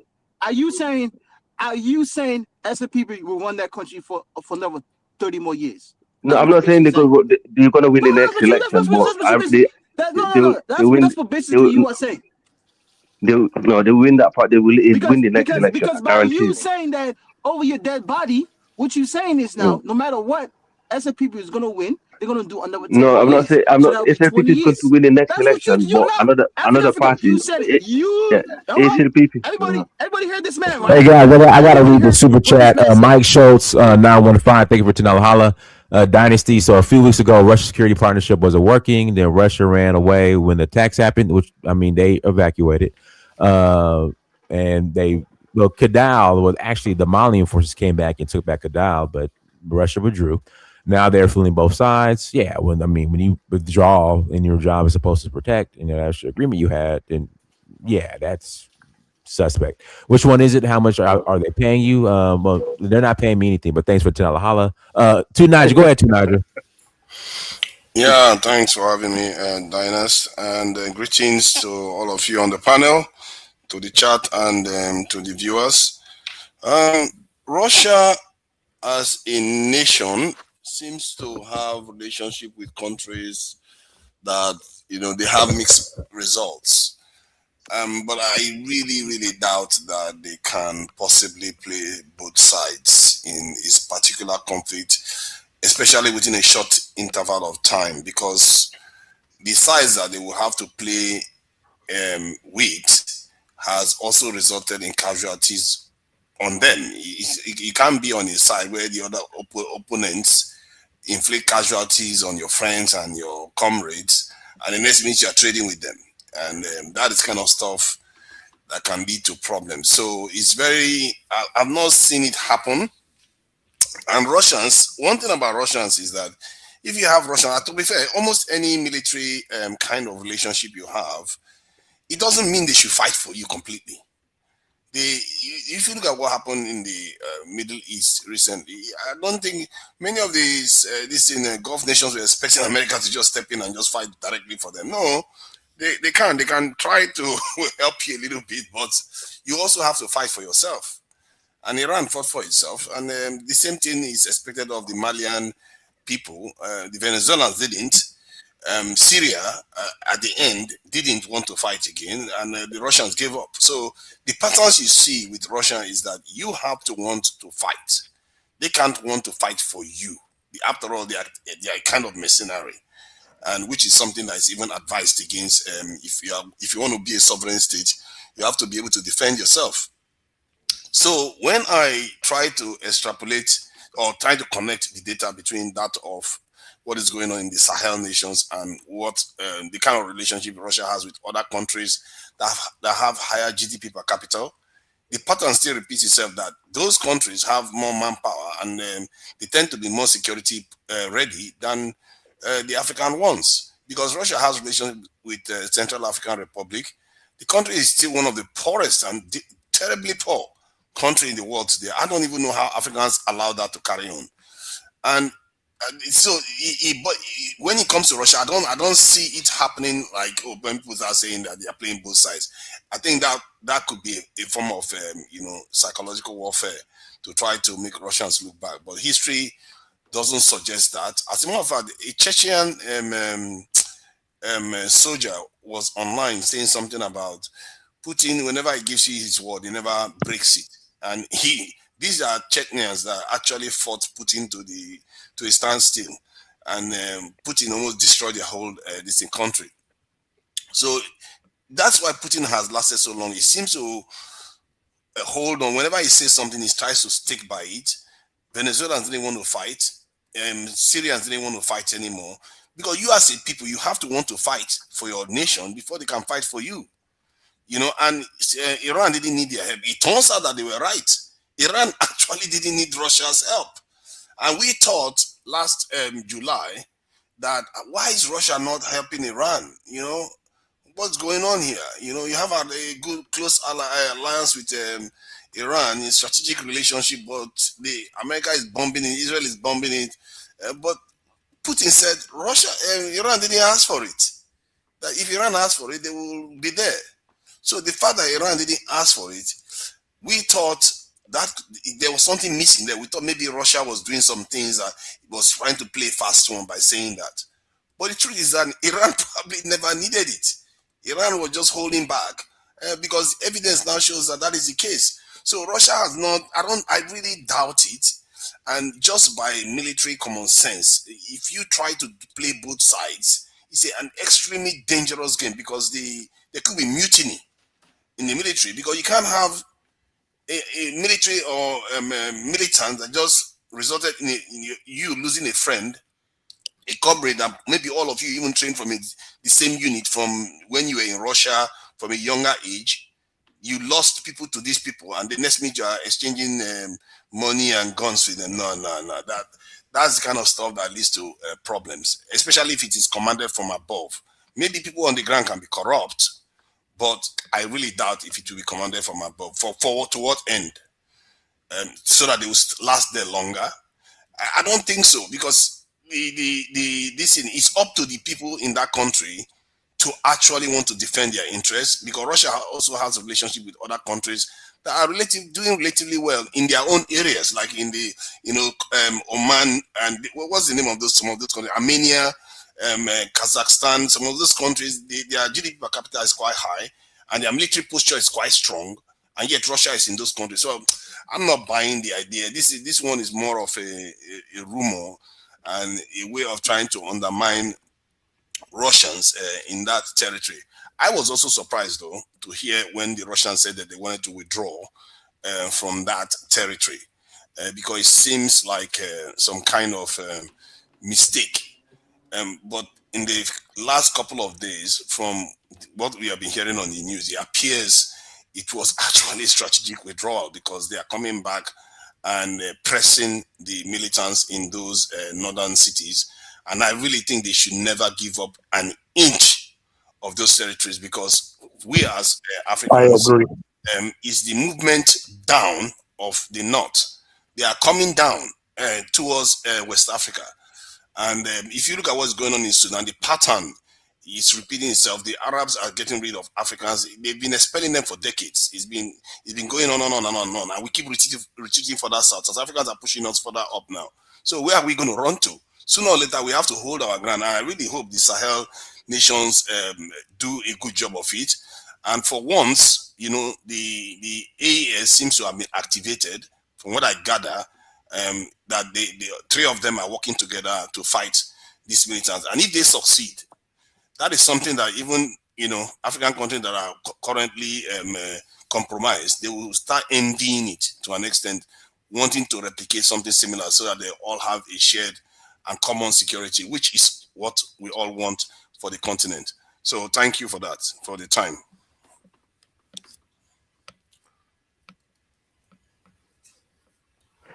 Me brother, Mr. Salute, brother. I want to talk about Tunaja. What do you think? What is, because I know Russia can help you in terms of military operation, but economic wise, Russia has one of the weakest economy in the whole of Europe, right? So, and this is the only thing that everybody need Russia for when it comes down to military tactics and help you with that, to help you to fight whatever war that you're fighting, right? You are probably right there. Yeah. So, Yeah, because no, think about it. See, if Russia provides security for you, then you can do your business with China. Technically, it's a kind of dual relationship because China doesn't care who they trade with; they will trade with anybody. So, do your business. Russia provides security for you. It's your job to do business with China if the West is sanctioning or blocking your ability to do business. That is what Iran did to an extent. My boss is calling me. 1 second. My boss is calling. What the fuck this guy is calling me? Okay. Hey, Tom. Ablai, Abdul, now you tell me. Abdul, you did it? Yes. Can you hear me? Okay. Yeah, we hear you. Yes. What I would like to say here, for those who are listening, we are under attack. The Black Winter is here. We have been hearing about this Black Winter, but when you put two and two together, you see those who fly to Davos. Hey, Tom. Hey. The World Economic. Oh, you call me? I think there's an open mic. Oh, God, maybe it was a mistake. Yeah, there's an open mic, guys. Oh, okay. Sorry about that. Oh, you still working? Big bro, mute your mic. Big bro, we can hear you. Big bro, don't mute your mic. Oh, okay. All right, sorry about that. It was a mistake. I called you. All right, talk to you tomorrow. All right, bye. Yeah, you got an open mic, man. City was. Yeah. Sorry about that. My boss was calling me. So okay. That's right. You close your mic. But yeah, what I was trying to say here is that we hear these people. They were giving out all their strategy that they're about to depopulate. These guys that were flying to Davos, all the billionaires class, the World Economic Forum, they have this thing openly in their website. I was telling my friend, he was like, "Oh, don't worry, those billionaires, money have make them become crazy, blah, blah, blah, blah." But he who control the money, control policies. And that's what we are seeing today. I took it very serious at that time when I saw that the plan was to depopulate. And I said, who are they going to depopulate? Not too long. We have Ebola in my country. We have Ebola next door. We have Ebola in Guinea. So you see how this whole thing is going to end up playing. They already have all the chess pieces set. Okay? It's up to us now to realize that we are being ethnically cleansed. Europe is finished. Right now, Europe, they said, is so many mixtures of people, even the white population it cannot even stand the immigrants that are there. So I think they're probably going to lose Europe. France is already gone. Your microphone is going in and out. Oh, okay. Well, let me try and fix it. Can you hear me now clearly? Yeah, we hear you now. Talk to brother. Talk. So for me to see the South Africans being so brainwashed, for them not to understand that they are the front line. Yeah, he's still doing it. He's still in it. We can't hear you. Yeah, you gotta go in and out. Go in and out. Let me put my headset. I think I do. Yeah, can you stick to the topic, please? No, but he's making his point. Let him land. Yeah, he's making a point. Yeah. Let me just land real quick, man, please. So basically, what I'm saying here is that for them not to understand that the reason why they give them HIV, that's one of the main reasons. Hopefully, this one will fix the issue. Okay. Yeah. Can you guys hear me now? Yeah, we hear you now. Talk. Hear me? Can you hear me now? Yeah, we hear you. Talk. Just talk to him. Talk. Yeah. Okay. You're fine now. So for them not to understand that this has been planned, and I feel like our great hero Nelson Mandela miscalculated. I don't know what happened during the ANC when they were supposed to have their independence. I don't know who took money within the ANC. All I know is apartheid still going on, and apartheid is even worse than the way it was before, because now these guys have they have become settlers. They have their own space. Who knows what type of secret military bases they have there? Who knows what is underground? Who knows how many military bunkers they have built? Who knows how many ammunition they've stored? All of these things, the South Africans are not thinking about. They are not worried. They're just comfortable with being dependent. That's why I said South Africa is the most serious place that we have to worry about, because when we see the guy who's building the electric cars, I don't want to call his name because he's from there. He already have robotics on the ground, over millions of them. Do you think they are only civilian robotics that these guys have made? Of course, you have military grade humanoids. You understand me? And who knows if that's not a testing ground? That's why I said South Africa is a test, is a test case. Is an exploitation. Sorry, did you say that they have robotic humanoids in South Africa? Yes, brother. They are just waiting for 5G. 5G is only on the phone right now. Is being tested. I don't believe in all these crazy conspiracy theories. No, it's not a conspiracy, brother. Don't be surprised. I will show you. I will show you. Listen, I will show you how to spot a 5G. I mean, the South Africans, they are messed up, they are fucked up, but you put in more value. These are just stupid people, man. Brother, you don't know these white people. We live right next to them. I'm telling you. They are just fucked up. And now the Nigerians are trying to expose them, make them educated. And all these other foreigners, they don't want to see them. They're sad, I get where you're coming from, but brother, it's deeper. It's deeper than what you think it is. It's much, much deeper, man. These guys are trying to literally ethnically cleanse those people. That's why they sent HIV, man. And it seems like the genes of the black people is so strong that there are some survivors. It's the same thing they did in Sierra Leone and Guinea. They put Ebola and they were so Liberia and Sierra Leone and Guinea. It was 3 countries. And they were so disappointed that people were survived. They were survivors. And the Cuban doctors actually have the antidote. They were the ones who actually found the antidote. And then the white people were saying that, oh, we need the blood of that antidote. And the Cubans said no. They took it back to Cuba. And they created they created a vaccine for the thing. So you see, nobody, we cannot trust these white tea folks. Our grandfathers have fought these people back in the days for hundreds of years. It took us over 150. Baibure, Kalondo Gulama. He was a king. Yes. Kalondo Gulama fought them too. So we know what it takes for us to finally wipe them out. The last place was Freetown when we finally wiped them out of our land. They are like leech. Once they leech on you, they will suck your blood until you die. Brother, that's why.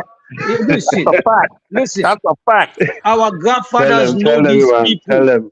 Our grandfathers know these people. This is just for precaution, man. We as black people in Guinea. Yeah, brother, we as black people, we have to be vigilant.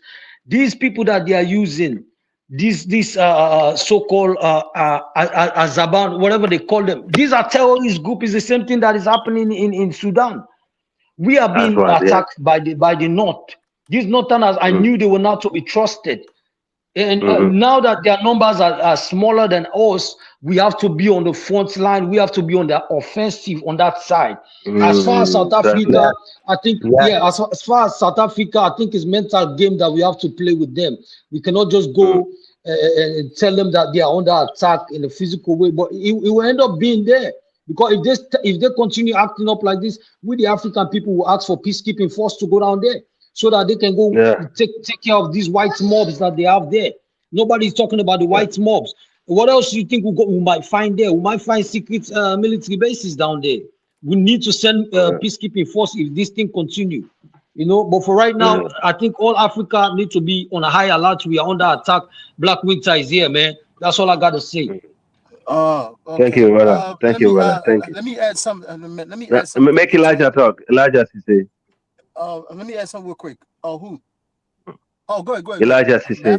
Elijah. Yeah. Elijah, go ahead. Yeah. Can you guys hear me? Yeah, we can hear you, bro. Yeah.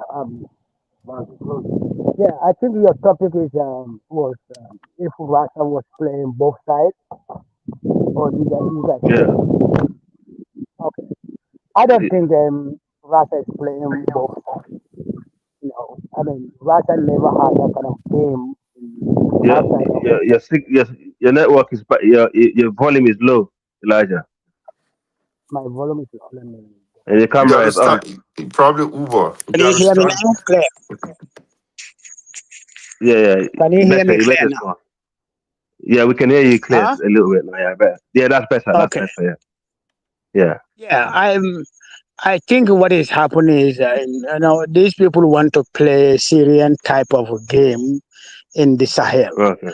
Even today, Yeah. French president invite African influencers. You see African women, African men in that conference. So you will see more Africans on social media, who will be coming, try to, promote, French thing in Africa. So most of this problem we have in Africa, I mean, it's ourselves. We're not organized. Any society, if we're not organized, other people will come and do you wrong. That's what it is. Exactly. Yeah. So if you look at Africa, we don't have a social network. We're supposed to join together. Any country. I mean, we can put pressure on the pressure group in every country. The only organization I know of, ACUP, I promote it, but mainly it's based in Ghana. They have a ACUP Ghana, ACUP Sierra Leone, Liberia, pretty much most 40 countries in Africa. I think we all should join that movement. They have WhatsApp group. You see, if you go to TikTok or YouTube or Facebook, you type Africa Continental Unity Party. It's there. You will see it. So you can contact them. Somebody, they can connect you to somebody in Ghana, Kojo, that's and many places. So I think that's what we should do. Make a pressure group. We cannot depend on supporting these three leaders in Africa. One day they will take them out. And what you gonna do? Nothing. Cry on social media. Oh, anybody we have a day on a life. Okay. I mean, yes, that's the game. But you have to organize yourself, be part of something. But if you're not part of something, you're just complaining. That's a woman thing. We African who born in Africa or you living in the West or whatever, we all should join. We know the problem in Africa more than anybody. So if we join, the other people we like the other black diaspora, like Caribbeans, Black America, all those black people, they will join. But we Africans ourselves, who born in Africa, we supposed to be involved in it. If we don't involve, because it's a selfishness. The reason why African leaders are selfish, because it's a culture in Africa. We all inherited that. So we have to relearn that and get out from that selfishness. I mean, in South Africa, they do that. Those people are pay agent. If you know the history of even the Zulu Kata movement, the people who were attacking Nelson Mandela, ANC, and then with the Mandela group, they armed them, the black on black. The same thing they are doing there. So, I mean, you cannot dialogue with these people. The only way you can dialogue with them, the game they play in South Africa, if we play the same game, there are South Africans all over Africa. Go to their embassy, block it, South African citizens who are there, and demand them to leave. If we do that, if we do that to them in 1 week, South African government will change. 100%. Yeah, that makes sense. You see, all South Africans are the same. I'm telling you. But because they propagate this agenda in their brain, because South African media is a European media, it's a white media. But so do you know what? They brainwash them to believe that. And I mean, if you get played, just like even this T group in West Africa, right? You see a video after they go attack, they come, they give them 1,000, 10,000 francs. You see them on the line, they will taking money. So they may pay as you go. It's a prepaid. The same thing Dudula. Yeah. That's a video from that. That's a real life. So we Africans, I mean, yes, we can use social media, but you have to be part of something. They're if you're not part of it, you are part of the problem. They're physically paying them to go and target people every day. They give them a bit of some money. It's like like in Nigeria, how they pay people to go and vote. For their life. It's crazy. Look, I mean, it's just like a cockser criminal who traffic people. It's the same people, the same type. So you have to understand the game. If you don't understand the game, I mean, this talking here will never solve anything. If you're African, you believe in Africa, go search for Africa Continental Unity Party. They have a website. They are the biggest organization on the ground in Africa. So that's the only. You know what you said? Yeah, you're right. You know, you said one thing I agree with. I had the South African saying it. All this thing started by Mandela. Because Nelson Mandela, when he was in power, you know, he said, "Thank you, Africans, for helping me, but it's about time you go now." So he started this thing, He Nelson started Mandela himself. he started what? Nelson Mandela, when he got elected as the president of South Africa, let me spoke about that a little bit, right? It's my turn to speak now because it goes round. When Nelson Mandela got elected as a president, okay, you know, when he came out of prison, he said, "Thank you to African people for helping me for apartheid." You know, that's a year, I think, not long before he died. Okay, but he said Africans have to go back to where they come from now and leave South Africa for South Africans. Africa, don't believe that. I No, mean, don't believe that. That doesn't make no sense. Let me That say doesn't something. make sense. When he became the Zulu, president, how many the Zulu, Africans was there you at look that at time? what, I never trust Nelson Mandela. Nelson Mandela. I let me never speak. trust him. Let me speak. It's my turn, bang. Yes, bang. It's my turn. Let it go back round. It's my turn. Then CD. Then after that, you know, No, it no, come no, to no, you. no, no, no, man. I was supposed to speak. You allowed the other guy to speak, right? He finished. Then it was supposed to be me. I But go only ahead I and try only to say spoke something. once. No. No, no, If you no, want to no. Go ahead. speak, go ahead. No, no, go ahead. Okay.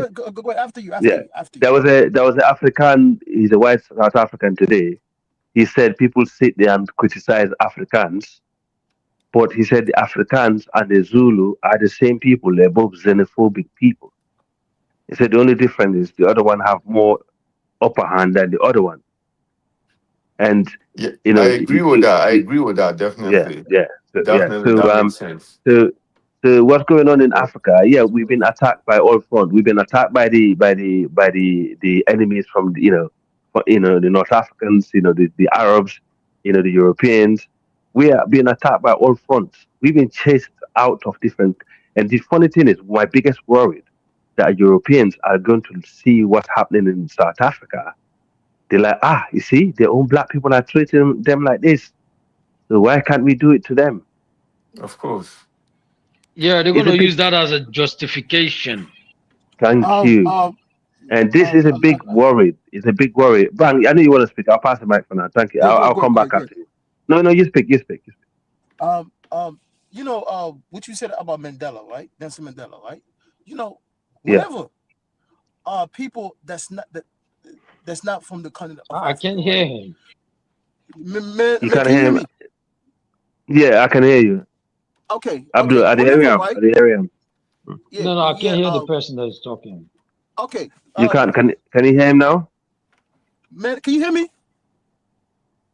Abdul. Abdullah, you log in and log back out. Log out and log back in. Yeah. Yeah. Okay. Okay, Let me say let me this do for that. Africa, right? Let me say this Okay. real quick, right? Yeah. You know, Yeah. whenever people that's not from the continent of Africa, right? Whenever when they praise somebody, right? When they use that person as an image, right? They have that as a statue everywhere, and then they constantly tell you this person is a good person, this person is this and that, right? Your Don't believe audio that. is so low. It's like your signal is coming from Mars. Come on, man. Let's get close to the mic a bit. It's Because too I'm low. using a phone. I'm using a phone, man. Yeah, it could be Man. some kind of You better now. volume You better now. issue. I can hear you now. I Yeah, can my hear you bad. now. Just You know, You can hear you, but we can't hear him very well. And the viewers won't hear him. They will be straining to hear him. Okay. Okay. Thank you. Yeah, thank you. It's just like MLK, right? That In Obama America, right? phone. Obama phone. Nah, this is not the this is the independent. I do not support Democrat or Republican. I am independent. Okay. Yeah, you understand me, Okay. right? You know. So but anyway, it's the same thing with MLK, right? Because when you look at black people in America, right? Segregation was actually good for them because it made them stronger. It made them, you understand me, right? They were on top of things that mattered for their own people, and by their own people, they had everything to themselves.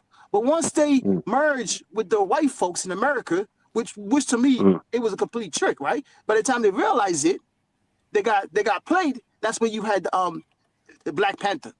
You understand me, right? So to me, anytime people that's not black, right, when they praise one leader constantly. They use that as a reference, right? They try to tell you this is the the type of person that we blah, blah, blah, is that. Never believe that. That leader is not for black people. That leader is for them. It suits their agenda. You can see Nelson Mandela. He sold the black South Africans, in my view. He sold them out in a way that they can't really get control of the country the way they're supposed to. It's the same thing with MFK. He's not a bad person, but to me, black people in America was much better when they were segregated. I think you're right. it's not necessarily as that simple. Yeah, that's because it. the way they perceive the world, some people perceive the world to be a future where people are not judged necessarily by nations or even race based on this in where you are, the region you are coming from in the world. And maybe that is what is going to happen in the near future when things kind of technology saturates the whole world. And you can see that the trend is in that direction. If you look at the way people talk to each other around the world, it's happening more and more. Where do you think the direction is going towards? It's going to head towards a point where people will be able to relate. So some leaders come with that vision, thinking like people like this Martin Luther King has that kind of outlook on life, that's the direction the world is going. If you look at Karl Marx, his own economic policy is in that direction. So you do have that two school of thought, and as we stand today, we know full well that that is not necessarily the case for us, because we are not in any position to be able to, make demands or leverage our own power because of that kind of ideology, especially amongst our leaders, because no other people being in such a weak position worry about that kind of issues, about everybody getting along and stuff like that. So that is an issue you can accuse Mandela of. Why did he settle for that? Personally, I actually think he came to bail the Europeans out, because most Africans were rallying and trying to fight the apartheid regime. Nigeria was starting a ballistic missile program. Maybe would have been where Iran was right now because of South Africa. Nigeria saw itself as the opposition to the South African regime. So Nigeria didn't see South Africa as far away. They see that South Africa as next door to them. Because between South Africa and Nigeria, there's no other nation that is going to be able to deal with South Africa significantly. So all those things to stop that drive towards confrontation is why even European countries turned against South Africa. They told the South African regime, calm this thing down, try to chill out. They refused. And hence, that's why they all piled in, not because they care too much about morality. If you look at what happened in Gaza, you can see that they don't care about morality at all. So that's the direction they were coming from. I must say, there was something Mandela said when he came to Nigeria. And I asked the question whether he has ever said anything like that anywhere else. And they said he has never said that anywhere else. When he came to Nigeria, he said he felt like he was coming home. And that was an interesting comment for him, a statement for him to use. And I get a feeling that that was a deliberate thing that he did there when he was saying that, when he said that stuff there. Because people don't talk about it too much, that the so-called Bantus that are in South Africa all emerged from what they call West Africa today. They all emerged from there. Yeah. They can pretend as if, I don't know why we don't talk about it. I was actually studying, looking at a deep index study of the Niger Congo people of West Africa, how we branch into different grouping and our DNA, the E1B1B, M2. If you look, I didn't realize that actually even those from let me say where you call northern Mali today, all the way down to South Africa, these are the same people. If you put East Africans away, we actually all belong to the same group of people. If you go to the Mambila Plateau, you will see people that you will mistake sometimes for the South Africans that we like to talk about. You know how we talk about South African women and all that? You'll be surprised some people you see in that region of Nigeria, how similar they are with them. And before I used to think that on their way to South Africa, they changed. They started looking like Khoisan somehow. No, they were like that in Nigeria today. So, and that's why now I'm one thing you was right about also to Niger, the Ijaw people are the oldest Niger Congo group. They're the first. Yeah. They're the first to branch down there. Language in that region. And so when Mandela made that comment, I was wondering either that was a kind of subliminal message from something he just didn't know, he just said it, or whether it was deliberate. But he said it there. And he never, and I asked whether he has ever repeated that kind of statement again. They say he never did that again anywhere else. Only in Nigeria he made that comment that I felt like coming home. Why would you feel like coming home in Nigeria? Nigeria is not even next door to your country. So there's a significant reason why he said that, and nobody picked up on it. I didn't pick up on it before until more recently when I watched the video again that he actually made that comment. But that is one of those fascinating things. And we as Africans, we don't necessarily talk about some of all these things. You know, Jewish people don't feel to talk about their origins and stuff like that. I think we should. Other groups fail to talk about it. Sorry to cut you off, Fulanis don't fail to talk about their own. Fujajalon will not hear the end of it. And you couldn't stop talking about. Where is that one you came from before Futajalon even? There was you guys don't stop talking about it. But we Nigerian people and the Bantu don't talk about where, especially the Bantu, they don't talk about where they are from.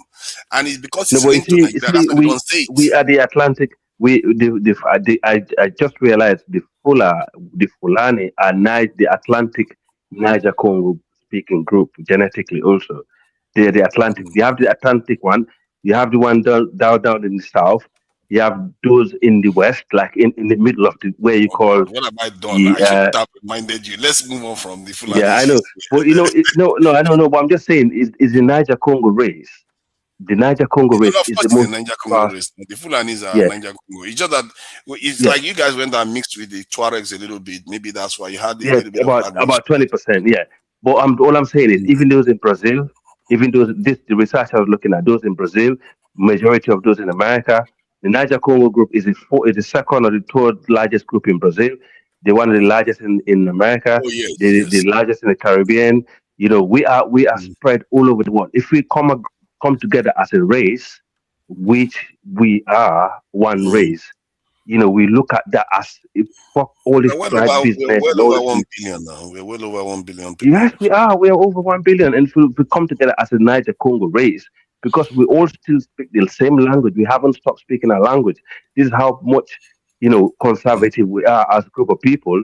I think if we have that platform to go on, I think it's a win-win case. I think 100%. It's because we have not been given a reason to come together. We are not divided. We just like to think we are divided. I've been saying this. If you look at Europeans, they have far more reason to be divided. These people murdered each other like crazy during the First and Second World War. So where do we have that kind of history? We don't have that kind of bloody history. Maybe a little bit in Rwanda and DRC, but not in that major within the blood feud between nations in Africa. We don't have that much. So I feel like when external forces come and try to confront Africa, just imagine, let's say like Nigeria now. Nigeria is there minding its own business. A crazy Trump decides that he wants to invade Nigeria. That could be a problem. You know, African countries will be like, no, we are not having this. And you can see the global. Most people don't like Tinubu right now. And I don't blame them because that guy is completely hopeless. But in the context of Nigeria being attacked, invading Nigeria, Iran right now, I believe that Africa will be united. They will be united against whoever tries to attack Africa. And I think if that happens, Africa will never go back again. Because once the people wake up and survive it, look at the Iranians now. Because now Americans have woken them up. The guys were probably sleeping, minding their own business. But America said, hey, let's go and fight.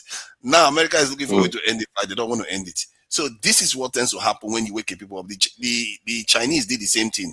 When the Japanese invaded them, when they wake up, Chamamao thanked them for it. Now, thank you for waking us up. We will never go to sleep again. So there is something that happens to people when they are attacked. It forces them to realize that, okay, we are actually a people. Even if they knew it intellectually before, but when they are attacked, they know it viscerally. Now they act like a group. And Africa has not been given a reason. At least Black Africa, Niger Congo group, has never been given a thorough reason to do that. You know, you see that now. I think we have, but okay. we have. Let me say this. I think the problem in Africa, we not organized. If you're not organized, even if you are awake, but you're not organized, anybody will defeat you. So me personally, I don't criticize Mandela, Martin Luther King, because why? They paid the ultimate price for what they did, what they believe in. Right? Today, we Africans, what stop us? You can be here, whatever place you are, we can communicate. If we organize ourselves, the tools we have today, Martin Luther King didn't have it, Mandela didn't have that. Today we have it, but we're not using it in a positive way. Most Africans, if you go to Sorry, social media, you made a comment that I find fascinating. You said, even if you are awake, but if you are not organized, you will still lose. You see, that's a statement that you may not realize that they are opposite each other. Because if you are awake, you become organized. You see that? That's what actually happens when you become to be awake. Okay, no, it's not. It's not the same. You can. Okay, let me say it. I mean, there are many things you know, I know, somebody else know. We all know what is happening in reality. What is happening in Africa? Nobody can teach you anything about Africa. You know it. I know it. But what is lacking? Do we organize? No. So that's the problem. If you have it, knowing it intellectually is different from knowing it physically. Look, I'm telling you, Europeans, I mean, today, the reason why Chinese are defeating everybody, Chinese are the most organized society than Europeans, right? That's why they're putting them out. Why do you think they became organized? It was after the Japanese invaded them. No, it's not. The Chinese. Okay, what I'm saying. Look, China. Listen. Chinese were, even if they fight, they did their fight. They lock themselves for it within inside. Okay, they look for allies. All those things are organization. You can fight, but even if you win, you're not organized. Look at Africa. I mean, they did their independence, right? But they didn't come together to organize. No. What happened is, hold on, don't mix it up. We didn't beat them. They handed power over to us. Okay, but there are some countries who fight. Not everybody fight physically, but there are countries who fight, right? They fought. Yeah, there are countries that fight. You can't say that. The ones that fought you're gonna upset people. That exhibit their independence the most. If you look at Zimbabwe that fought and won, Zimbabwe is No. You're not getting the point. There are some countries, you might not like this to Niger, but there are some countries in West Africa who physically fought against European invasion. Fought and defeated the British. Okay, not only that. Like, okay. Fought to defeat the British. Okay, no. What I'm saying. Okay, hold on. Let me finish. Let me finish. Hold on. Hey guys, I gotta pass the mic. Abdul Kamar, then Didi Mende Dimples is next. Go ahead, Abdul. Mende Dimples. Yeah. I feel like my brothers are having a bit of misunderstanding. What I understand, for people to unite, they need to wake up. Right now, ECOWAS and AES, it would seem like, yes, they are divided, but once they start smelling this coffee coming down to Senegal, going down towards Guinea, all the rest of the other nations who are in ECOWAS will have no choice but to join the AES. So I guess that's how unity is going to form, by them waking up. So I feel like you're using the word in a different way. That's why Tunaja was trying to correct you. I mean, once they wake up, the unity is going to form naturally. Nobody needs to tell them. They know their survival depend on that. Exactly. Yes. So I'm saying what I'm saying here, my brother. Me, I'm not worried about the West. I know our people. We have been fighting these white people for a long time. They've tried to take that West Africa for a long time, and our grandfathers fought hundreds of years, and they never stopped fighting. So I feel like this is now our time to pick up the torch for our greater generation to come. I don't think about 50 years from now. I'm thinking of 500 years from now. That land's supposed to be under the control of our grandchildren, because we have too much natural resources which can enrich them in the future and build a better future for them. So I feel like I don't have to worry about the West. What I'm worried about is the East Africans and then the South. They need to get their own stuff together. They need to get some kind of a formal military group like the AES to lock down that area. I think Chad and Sudan need to come together and form an alliance or something, you know. As far as South Africa, I think it's a lost cause, man. South Africa, because I mean they give them the ground to grow. When you give a cancer a ground to grow, of course they're gonna grow gradually, unless you have to cut that side of the foot. And I feel like it will come to a point where the Africans will just get tired of South Africa and then cut them off, let them rot away, and then later on we can go ahead and fight that battle and safeguard that land, you know. But for right now, that's where I'm at right now, you know. You can go ahead, guys. Go ahead and talk. Now, sister, now, yes, when they dimples, your turn, sis.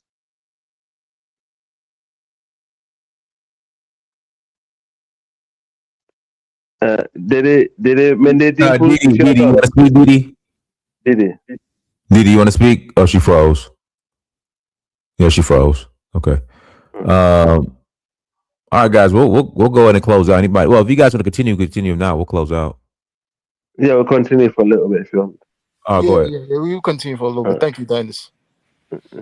So some people are saying that we fought. In reality, we had people that were trained in the West that went on to protest. You know, they went on protests and pressure groups, and then the British handed power over to them because Americans commanded it. Same goes for the French too. They never really defeated their oppressors. You have to defeat your invaders or your oppressors before, because while you do that, you also defeat their collaborators and traitors against your own people. Just like you mean eradicating? You mean by eradicating the whole ideology and system? Yeah, that's not easy, you know. So it was if you look at the Mali regime right now, they are dealing with the people that collaborated with the people that were trying to overthrow them. That is how nations are created. The ones that survive that conflict go on to found nations. And one of the few. You know what we're trying to say, isn't it, to Niger? We were trying to say about their physical presence. We get rid of their physical presence in the region. But let's move on. Presence is one thing. You can get rid of physical presence, but if you don't get rid of their economic and political control, then you still have that's another whole topic. Yeah, that's another topic. Military aspect of it. So those areas, I think we as a people, we don't realize that every single thing is up for grabs. Your technology, your manpower, everything, your brain is up for grabs. Your mind. As a matter of fact, many of our leaders have signed away our health record and tax information like the way the Nigerian government did too. They don't seem to understand these things are significant things. Just like our forefathers, some of them sold human beings for palm wine or not wine, gin or mirror or umbrella, things like that. We don't seem to understand the value of things. And that is that's what we are exhibiting. And this is why we have to, the ones that are woken up has to be ready to actually understand that these things are a problem. Because you're Nigerian. Yeah, because you're Nigerian. As a Nigerian brother, I heard you speak. Didn't you think also having some of your brothers? Yeah, your mic is going in and out. My mic. Okay. I can hear you fine. Okay. Do you think some of the brothers that was calling for America to come and invade Nigeria, do you think these are one of the traitors? But I don't know. For some reason, I can't hear you. That's on you. I hear him just fine. That's on you. As much as I disagree with them for what they are doing, I understand it based on the histories, especially if you look at the Middle Eastern conflict. I think I've mentioned it here before about the Kurdish people. If you oppress the people within your nation, even Black Americans, if you look at Black Americans, what was happening in the Iran war, they were telling the Iranians, we are not one of them. You see what happens when you oppress people in your country? They will sell you out if they can do that. That is what happens. And I don't blame those people for, I'm not going to sit here and tell them how to feel about their oppression. You see what I mean? I have to remain consistent. We as a nation have to treat them better. Yeah, that's one of the points I was making in the beginning of the show, because the problem that we're facing in the continent is our own fault. This is why we have outsiders coming in. If you have a family, you cannot sort it out. To guarantee you're gonna have intruder. If you build a fort, the fort is weak. Someone's gonna come and take. This is what I was saying earlier. Like, for example, we know if CD was here, he would probably explain that much more because we're from the great Mali Empire. You know too well. The Mali Empire was very successful, but because we wasn't good at protecting the Mali Empire, it was finished, which is a sad thing. And no matter how develop your countries or your nation is, if you cannot secure it, it's for nothing. And those people are in there. If you can't look after them, you are oppressing these people all the time. They will gonna go and seek help from the outside, and this is what happened. What you see, like some of the I South don't even know Nigerians who calling. founds a nation. I don't even know who founds a nation and don't want to treat the people well that is inside the country. It's like, what kind of attitude? If you don't want them inside the country, don't keep them inside the country. Treat everybody Yeah, let right, them go. because that is a Yeah, security threat to your nation if you don't treat them right. yeah, absolutely. And I think this is why I think we need to let go a lot of this tribes in our Tunaja, I think what you are saying about that medical stuff, I feel like it's a national security issue because these guys they are well known to plant biolabs in some of these countries, and for No, we these was talking about presidents something to else, not but it's fine. understand what they are signing, yeah, I feel like it's a very problematic thing because if Oh, the they got medical, your yes, data, they yes. know how many population you got. They can create concentration zones, and then they can target those concentration zones, and then now you have a breakout of something like Ebola or maybe the stronger version of Ebola. You see, it's very problematic. Some of our presidents, they only follow the money, very money hungry, materialistic, they don't think about the people. That's the most dangerous part that we, the Yeah. Africans, are facing right now. Colonial mindsets, it still exists, man. Yeah, that's exactly what I was referencing when I said we as the people they handed power over to the elite class, they handed over power to during the decolonization and decades, were compromised people. And hence they remain compromised. The way they behave is really strange because they But behave also, totally different from the way the people think. Didn't you think Nigeria is actually Yeah, letting a lot of this Tunaja, I country will West say Africa this, down? right? In my country, in Sierra Leone, right? We have the British High Commissioner. And let me tell you this, when it's time for us to have an inauguration for the new president, the British High Commissioner will stand in the middle. The old president will give the British High Commissioner the staff. And then the British High Commissioner will give the new president that is coming in the staff. So that Salona shows British man country, clearly how Hey, if you our haven't, politics is run. That this, means yeah, but you gotta somebody understand. in the Sorry, middle Africa, is that that still don't. happening to today?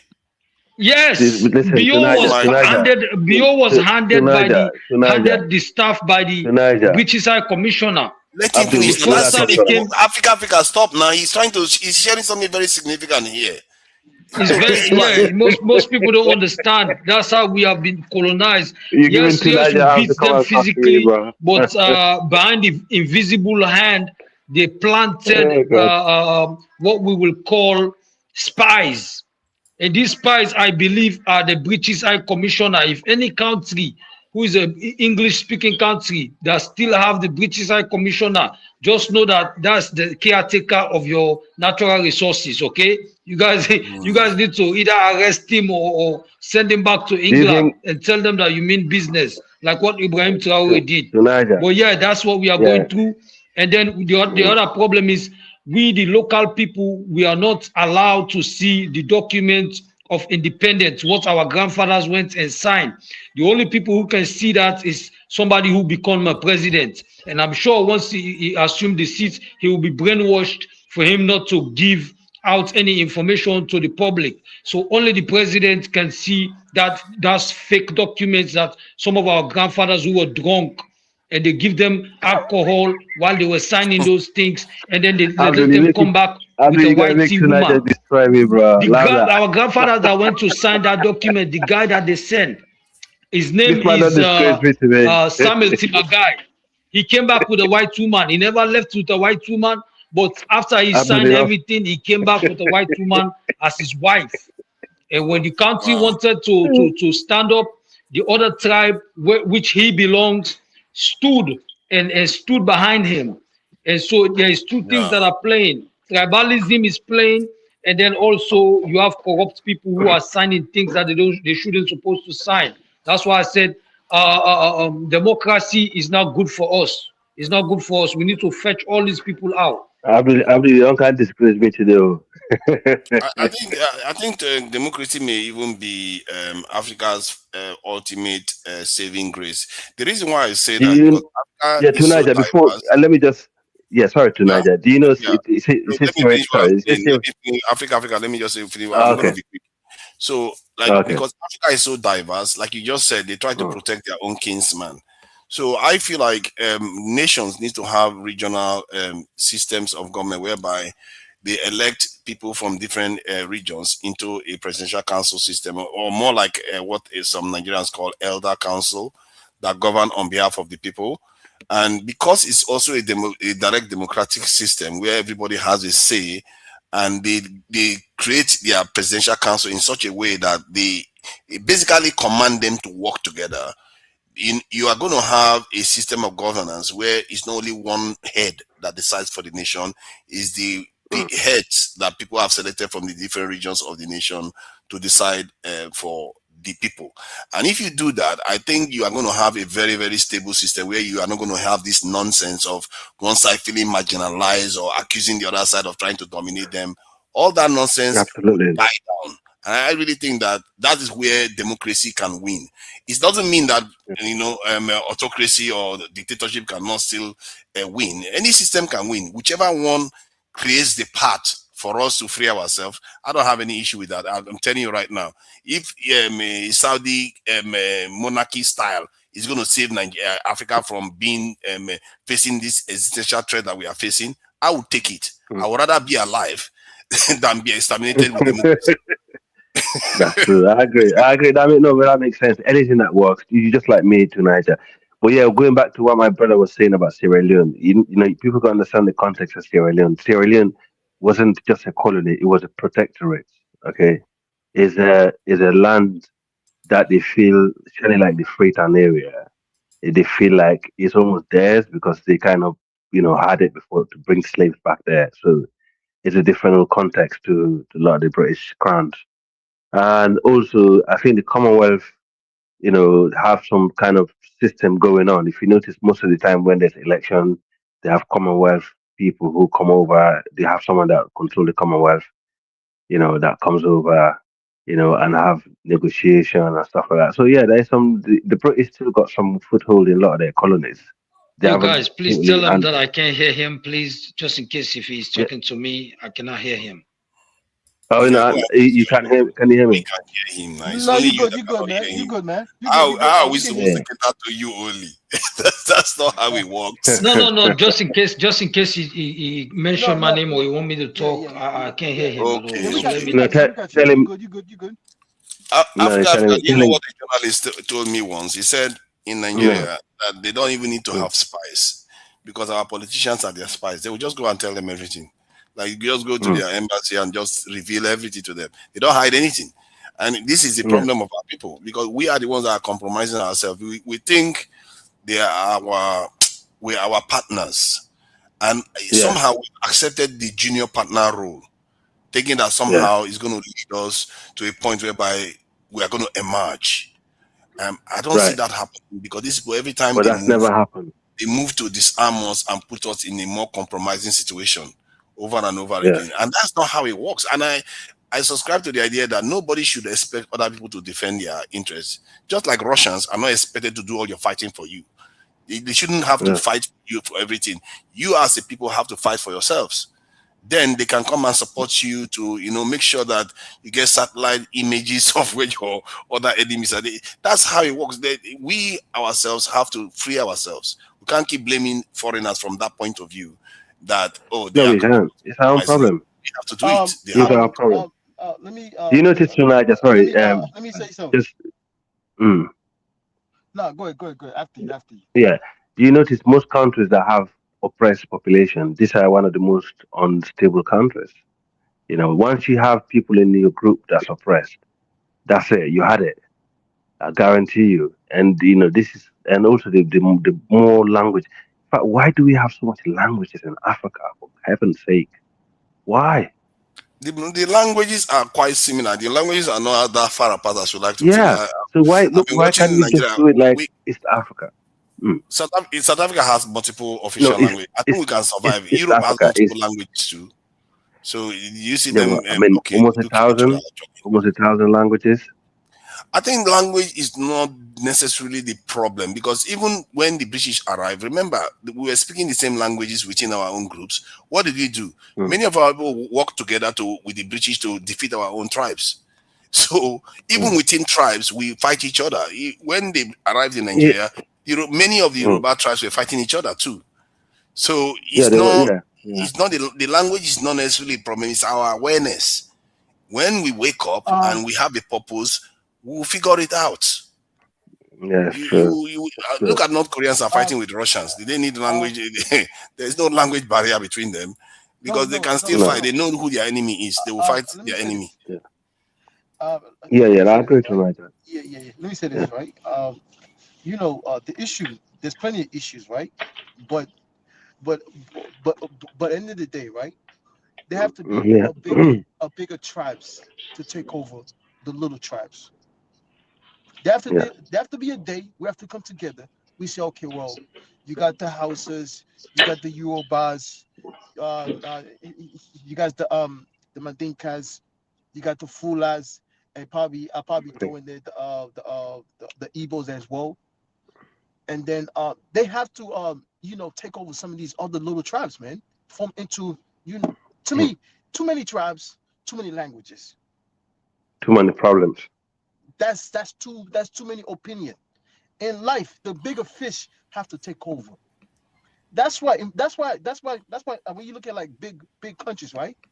It's more difficult for you to conquer them. You can, but you would need much more resource, much more years for you to conquer them. If you look at it, just study, all these countries, right, that are so-called superpower or super important, right? They're usually large countries. They large countries for a reason, because of, you know what? The more people, the more land, the more difficult it is for you to conquer them completely. So if you look at Africa, the more languages, the more tribes, it's much easier for you to separate them. Some of these tribes belong to these bigger tribes. I simply refuse to agree that is the tribes that is the issue. Because many of these countries have multiple tribes too. We just don't notice it because the country is functional. Do you know that Nigeria, hold on, let me say this. Do you know that the UK has more separatist groups than in Nigeria? Yeah, they have the Sussex, they have the Wessex, they have the Wales. Because the country is functional. But the thing is, these people have merged. They have merged to unite. The majority have merged into one group. Yeah, they have. Yeah, but it is functional. When they have real big problems, like they've been having problems for a long time, you will start seeing all those lines show up again. No. 1 second. But they have the majority. Nani, I agree with you, Nani Mansa. I agree. And the agenda. That's what I'm trying to say. They have the bigger ones. Yeah, to be honest, if you notice, most of these so-called tribes, you have to treat people in your nation well. If you don't treat them well, whether they are different tribes or not, you are going to have problems. They all need to have a stake. They all need to have. No, I agree about reducing it also.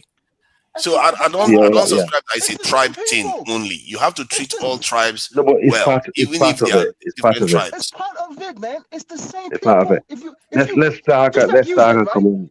If you look at America now, are you going to say America is not different tribes?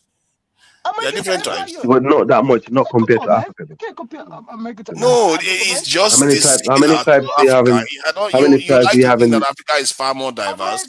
Actually, many America has is more diverse than what's the population of West? Wait. Just wait. 1 second, right? White Europeans came to this country, right? And then unallowed 90% of the Indians, right? And set the standard of country. Yeah. So what's wrong with a bigger ethnicity in Africa subjugate the other ones and say you have to do this. This is what we're gonna do. The situation in the Middle East has But you don't have to subjugate. You don't have to subjugate to get things done. You see, that's the mistake you're making. You're thinking you have to subjugate another group to get things done. You gave us an example of America, man. You gave us an example of America. I'm using America against you. Yeah, but you are using America against me. America didn't subjugate the others to get things done. Some of these tribes tonight. Oh God, he's not listening. You think Americans were just oppressing the Italians before the Italians got things done? That's not how it works. Similar. If your language is similar, Italian language is similar to English language. You merge with that tribe. What's wrong with that? Hold on, is Italian language similar to English language or the French or the German? You using America as an example. I gave you an example. Yeah, that's what I'm saying. America has a dominant language, which is the English language. Remember, the English language is the dominant language in many countries around the world today, even if they have their own official language. You're not here for solution. You're not here for solution, man. I'm telling you that you are saying that you have to have one tribe tell other people what to do. That is not how nations are formed. How do you think Okay. Can I just say one thing? That's like 2 million. But then you can have another tribe that's like 3 and 4 million and 5 million. But then you have another tribe that's 40 million. No. Yes, you can have. There are nations that are like that. To Niger. There are nations that are like that in the world. Look, I mean, America is about over 200 million people. You probably would say, okay, the tribes in America you have is based on what ideology and based on, it's not gonna based on languages. If you, for example, if you want to go that far and say America got tribes, I would say it will not be more than 10 tribes, okay? But Nigeria is not more than 10 tribes. It has way more. I can start naming them to you. Go on. Oh my God. Yeah, if you go through the African ones, the African American ones, you go through the European ones, and you go through the American ones. That's enough. How many languages? Already. How many language? What's the language barrier between these groups?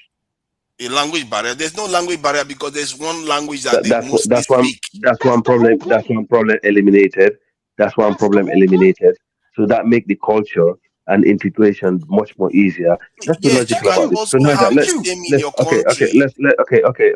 me just. I'm not saying they should get rid of all tribe. I don't know why Africans are so obsessed with tribes. But if we're gonna be finding I'm just saying. No, my own argument. I don't care too much about tribe. My own argument is that he feels like one tribe need to dominate all the other tribes. No, you don't have to be like that. We could be like Europe. Okay? It's the same people. We could be like Europe. Okay. It is the same people. It is the same people. Europe is different. They are different from each other and they are able to work with each other. I don't understand why you think you have to listen. Bang, let me just make my point. One second. Let me take him to his country, right? To Niger. How many tribes that are similar when they speak the language in Nigeria? There are so many tribes, right? When they speak language-wise, it's very similar. Elijah, we just spoke about this earlier. Let me ask him, do you know how many ethnic groups are in India? Do you know how many ethnic groups are in India? Oh, is India a good example? Come on, let's be honest. Well, anyway, India is a nuclear power. It's a spacefaring country. India. No, Nigeria. No African country can compare to India. So let's move on. I'm asking him how many ethnic groups are in India. For solution. Hold on, how many ethnic groups? You can't just be coming up with solutions when you have not thought the process through. That's what I'm asking you. How many ethnic groups are in India? Okay, to Niger. I don't know, but I know it might be a lot. You want me to give you how many ethnic groups are in India? You want me to give it to you? Let me go now because you've been speaking, man. Answer my question. Yes or no? Yes or no? Is there a tribe that speaks a very similar language, right? That are different name or different tribes, right? And have a very similar culture as well in Nigeria. Yes or no? Yes. Thank you. What's wrong with you merging with that tribe? Golly, why do you? Oh my God! Your problem is that you don't seem to see the wheat from the shaft. See, hold on. The tribe you don't have. This guy, it's almost as if we are saying the same thing, but from like slightly different point of view. In America right now, even the black community, they have different groups that behave differently. Come on, you can't act as if they are all the same. No, people are all the same. If the language is very similar, if the culture is very similar, merge. You don't need to merge. American community, even Black Americans don't merge before they get anything done. You don't need to merge. You cannot use America as an example. Oh my God! Even okay. Now let me give you India now. Let me give you India. Let me give you India. Let me give you India. Yeah, go on. India has okay, we can't carry on like this for that long. India has 2,500 ethnic groups. Do you know that? 2,500 ethnic groups in one country. It's good. So what does that tell you? That tells, and yet they speak generally similar languages, even if they have different ethnic groups. But you don't need to get rid of the ethnic groups to be able to speak the same language. But you don't need to that's do the point. That's or merge. That's the point that we make. Like he likes to put it, merge. Why do you have to merge? Even if you try to merge, you are not going to succeed because people are always different from different parts of the country and even different parts of the same town. You cannot do you cannot fix a nation. I can't believe what he's saying. He doesn't understand the concept that people, even in the same town, people are different. The world. Let me tell you this, right? The world is not a nice place if you want to be respected. Are you understanding me, right? If you want to create understand a nation that part. and create a powerful nation, you cannot be nice. There's certain things you must do. You must do it. I just think that you have not thought what you are saying true. America go to war because you know why? They want to control the interests. The British came and conquered the world because you know why? They want to control their own interests to dominate the other world. You have to go through things for you to be respectful around the world. You have to go through things for you to be a nation. Yes. That's the whole point. You're gonna have so many countries in Africa, right? With like 200, 150 or 50 tribes fighting each other for stupid powers, right? And then when you really study, why are you worrying about tribe? I just told you India alone has 2,500. Well, is India a good example? Look, Tunisia. You know yourself. And Nigeria has almost 500, so we should be fine. Tunisia. If all we have to do is manage ourselves well, we need to learn to treat each other properly. So that all right, okay, I'm gonna leave, guys, because I don't think you're letting others people accord. Right. No, I don't understand why he's saying that you have to merge tribes because that kind of stuff you say that can lead to conflicts. But Tunisia knows. Can I say one thing? Yes, please. Yeah, come on, Tahaka. It's your turn. Sorry. My God, of mercy. You guys something else. Jesus Christ. No, we are saying similar stuff, but he's trying to force people together. He's trying to say you have to force people together. This is the issue with some black people, right? You don't have to force people together. They will work with you. This kind of stuff that causes problems. They praise the white man, right? And then when a black man wants to duplicate the same thing, they say, this is where did the white man do the same thing? The white people didn't do that. I don't understand why you are saying that. Let Tahaka speak. Let's move on. Yeah, go ahead. Yeah, go ahead. Let me be quiet. Yeah, what's up, guys? It's a last minute thing. Are we talking about the AES? The AES, the subject? Oh man, God bless AES, man. So I mean, I mean, I wanted to come in. I couldn't call in earlier because I wanted to say something about CD's confused. I don't know. The Russians didn't run away, bro. They just pulled back. All that nonsense is propaganda from CNN, BBC, and Al Jazeera and the rest of them. Yeah, Fox 24. All they did. France 24. Is somebody talking? Yeah, let him speak, man. He was just agreeing with you. Okay. Yeah, all they did was pull back, all right? And you know what CD was saying, that Russia can't help nobody economically. People have to listen to real GDP, the real GDP, all right? Listen to the economists, them, right? The GDP that Russia have, that they show on Google and all that. I think they rank 11th or something like that in the world, which is, to me, is still high. But real GDP, Russia is rolling in money. They go through their problems just like everybody else. Everybody go through the same economic problems. They have the same thing. They're not no different. But real GDP, they rank about fifth place. Mm-hmm. Check out the economists, them. Listen to the economists. Don't guess. Don't use emotion. Just check out the economists. You see what I'm saying? Just check out the economists, right? Just because somebody have $2 million in the bank, that that doesn't mean that person is richer than somebody that have 200,000 in the bank, because that person that had the 200,000 in the bank may have asset that's worth like 10, 50 million dollars, right? They just don't have that in the bank. Right? It's the same thing in Russia. They are bathing in money right now, right? But that's besides the point. Because CD and other people always say, "Oh, the Russia started this and they did that." No, the AES, right, is they did sort of like what Iran did, right? They don't really want no. They want the equipment, maybe some training, but they want to defeat these fucking terrorists on their own. Right? They want to do it on their own. Where Russia coming? Let me tell you how Russia coming and stepping. Right? If America or France decide they want to send a military conglomerate over there now, you see what I'm saying? That's where Russia is going to step in and say no. Right? Iran, Russia asked Iran to form a military alliance years ago. Iran said no. You see what I'm saying? And they know why they said no, because they knew they could handle it. All right. The only thing, like I said before, and I said this on this platform, when people are talking about, oh, Iran's going to get this, Iran going to get that, I said bullshit. And so said, so done. You see what I'm saying? And I said it before, the only thing America and Israel have over Iran is nuclear weapons. Right? But you can't use it. You can't use it.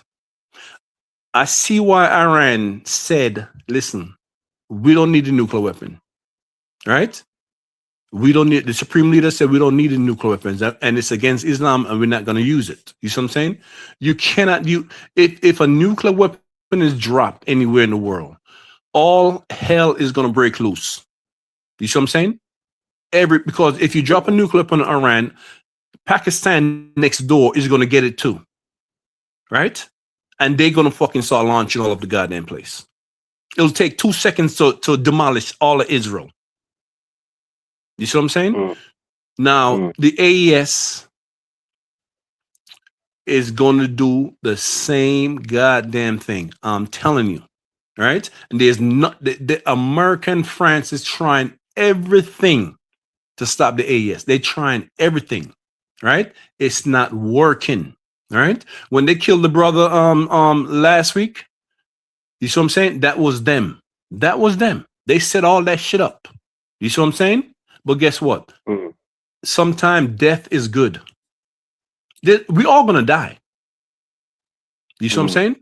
How you live is the only thing that matters. How you live, because we all gonna die. If somebody know how to cheat that, please let me know.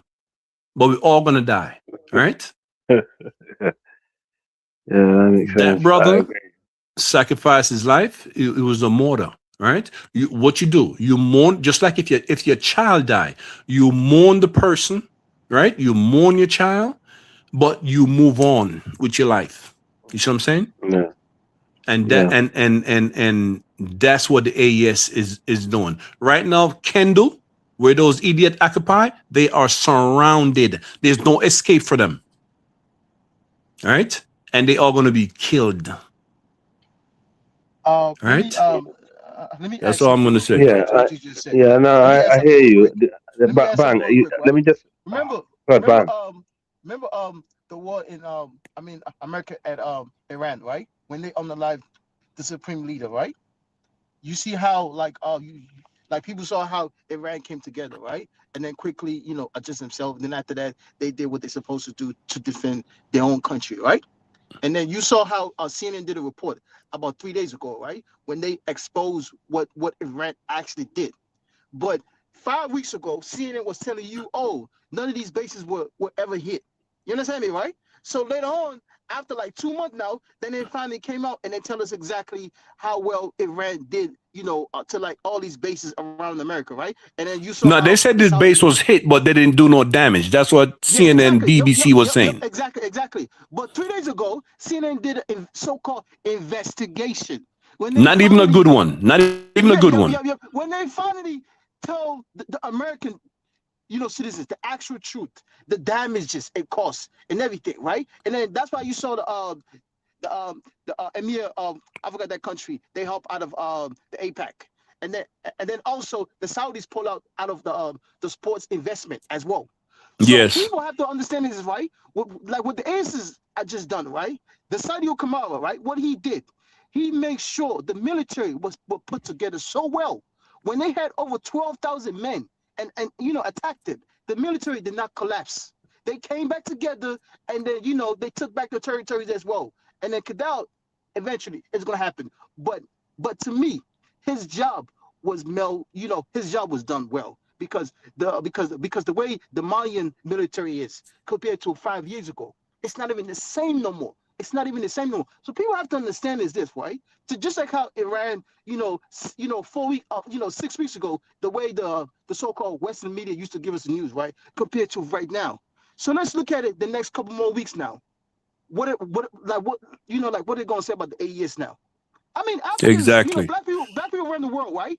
Look at how these three countries coming together, defending their land from different directions. They don't have to go to London. They don't have to, get a phone call from London. Washington, ain't gotta call them. Paris ain't gotta call them. They just do as they please for the better of their people. Yeah. This is unity in front of us. People, I don't understand. How can you not praise these countries? In a way, how can you not praise them? Look, as long as the end goal is to, as long as the end goal is to develop their country and bring peace, and not oppressing the local population and bringing everyone in, and I'm all for it. As I always said, if they're using this to be authoritarian, oppressing and killing people and causing, all kind of genocidal, doing things that they are accusing terrorists of doing, then history That's not will going to actually happen though, judge and them that's not bad. happening. No, but I'm just saying, I know it's not, and that's what I'm saying. History will judge them badly. But based on what we're seeing from here, these people need support, and sadly, they're not getting the support. From the locally, they're not getting support from anywhere except the Russians at the moment. And if that's what if that's what works for them, we should support them. And I don't think they should box themselves into Yeah, one. but these are also some of the reasons why they had to go after Iran right now. The AES was just getting ready to get together with Iran. You know that, right? And I saw that you actually spot on because I saw the Iranian foreign minister. I think he was in Burkina Faso, right? Right. He was there, Could you and he imagine was those trying to two help getting them out. together? Are you kidding me? Yeah, that would have been the solution. No, I honestly, this is why I always said, don't ever let any of these groups of people, whether they're Europeans or America, to tell you, you can only deal with me. I can only be your master. Don't do it. And don't get to a position where your country is in a mess where either you or your neighbor is going to go and seek help from another person to come and deal with just internal issue. Don't do that because it's a failure. Whether you're a Exactly. military guy or a civilian, if you cannot rule your country, you cannot rule the civilian the right way, to a point where they're actually running riot, killing each other, or oppressing the people based on whatever it is, then that's a failed state. And this is what we're going through in Africa. That's why we're still in poverty. This is why we are still where we are. Our leaders are just, not governing the country the right way. And also, we know we got external threats. We are not looking at that. We're too focused in the internal issue, not solving them. We're trying You to see, push my them thing under is the carpet. but Al, let me cut you for a second. My thing is, Yeah. if other African countries plus the countries here in the West, if they truly believe that the AES countries are doing the wrong thing, right? Then leave them alone and let them fall in their face. Right? So since you want to prove a point, leave them alone. Let them fall in their face then. Just leave them alone. Let them fall in their face. It's the same thing with Cuba, right? Cuba, why 60 years of sanction? Just leave them alone. Let them fall in their face. You see what I'm saying? If you believe that, if you believe the AES is going to fall, are they doing the wrong thing? Are they then leave them alone? Just leave. Don't do nothing with them. Don't come together. The U.S. been trying back and forth with the AES for the past year. Why are you going there offering medical this and that? Why? Leave them alone. Let them fall in their face. Yeah. You see what I'm saying? True. But if they do leave them alone, you already know what's gonna happen now. So, right. That's what I'm saying. Bang. That's what I'm saying. Yep. You see, that's the whole point. Just like how you mentioned, right? Which 100% agree with you, right? 100%. And then also, right, when some people want to question the government leadership, right? Okay, look at how the citizens, the Malians as well, came out and chased these terrorists. There's thousands of videos on social media where you saw Malians, regular citizens as well. Oh, they were taking out them terrorists, bro. They were taking them out. Chasing his people. So if the citizens could put their own life in danger, that means now they love the government. I'm just being real, because at the end of the day, you can't buy. There's certain things you can't buy. You can't buy that type of love. You cannot. I'm sorry. You cannot buy that. You cannot buy that. You cannot buy that at all. When I saw those videos, the way the citizens went after these people, you can't buy that. You cannot make that up. Money can't buy that. So people have to understand this. Money cannot buy that, because if the citizens did not like the so-called, juntas, right? They would have locked themselves inside and said, you know what? Go ahead, guys. Do your thing. But they did, though. They went out and then went after these guys. So I don't know. That's why and that stupid story that Dynas brought, right? He got it from the Western media, of course. That they were. I think 2 weeks ago, we talked about it. They made a deal with the terrorists, right? So they could bring fuel in. What kind of I mean, the stupidness. Are you serious? Yeah. They had the subject they're talking about. Ask them, are you guys crazy? The guy that they were the Russians and the fucking AES escorted them there. There's a terrorist, right, that did that video, right? They said that Bamako is shut down completely, right? There won't be no fuel going through. Right. He posted a video. Guess after, a couple hours later, he was on the live. Couple hours later, he was on the live. Yeah, because that's their plant. That's their plant. During that time, you had over 800 trucks. Do you know what it's like? 800 trucks going through, and then these people cannot even touch one of them. Yep. Do you know what type of power? But they got videotapes with the Russians flying over in the helicopters and stuff like that. People are not researching these things, man.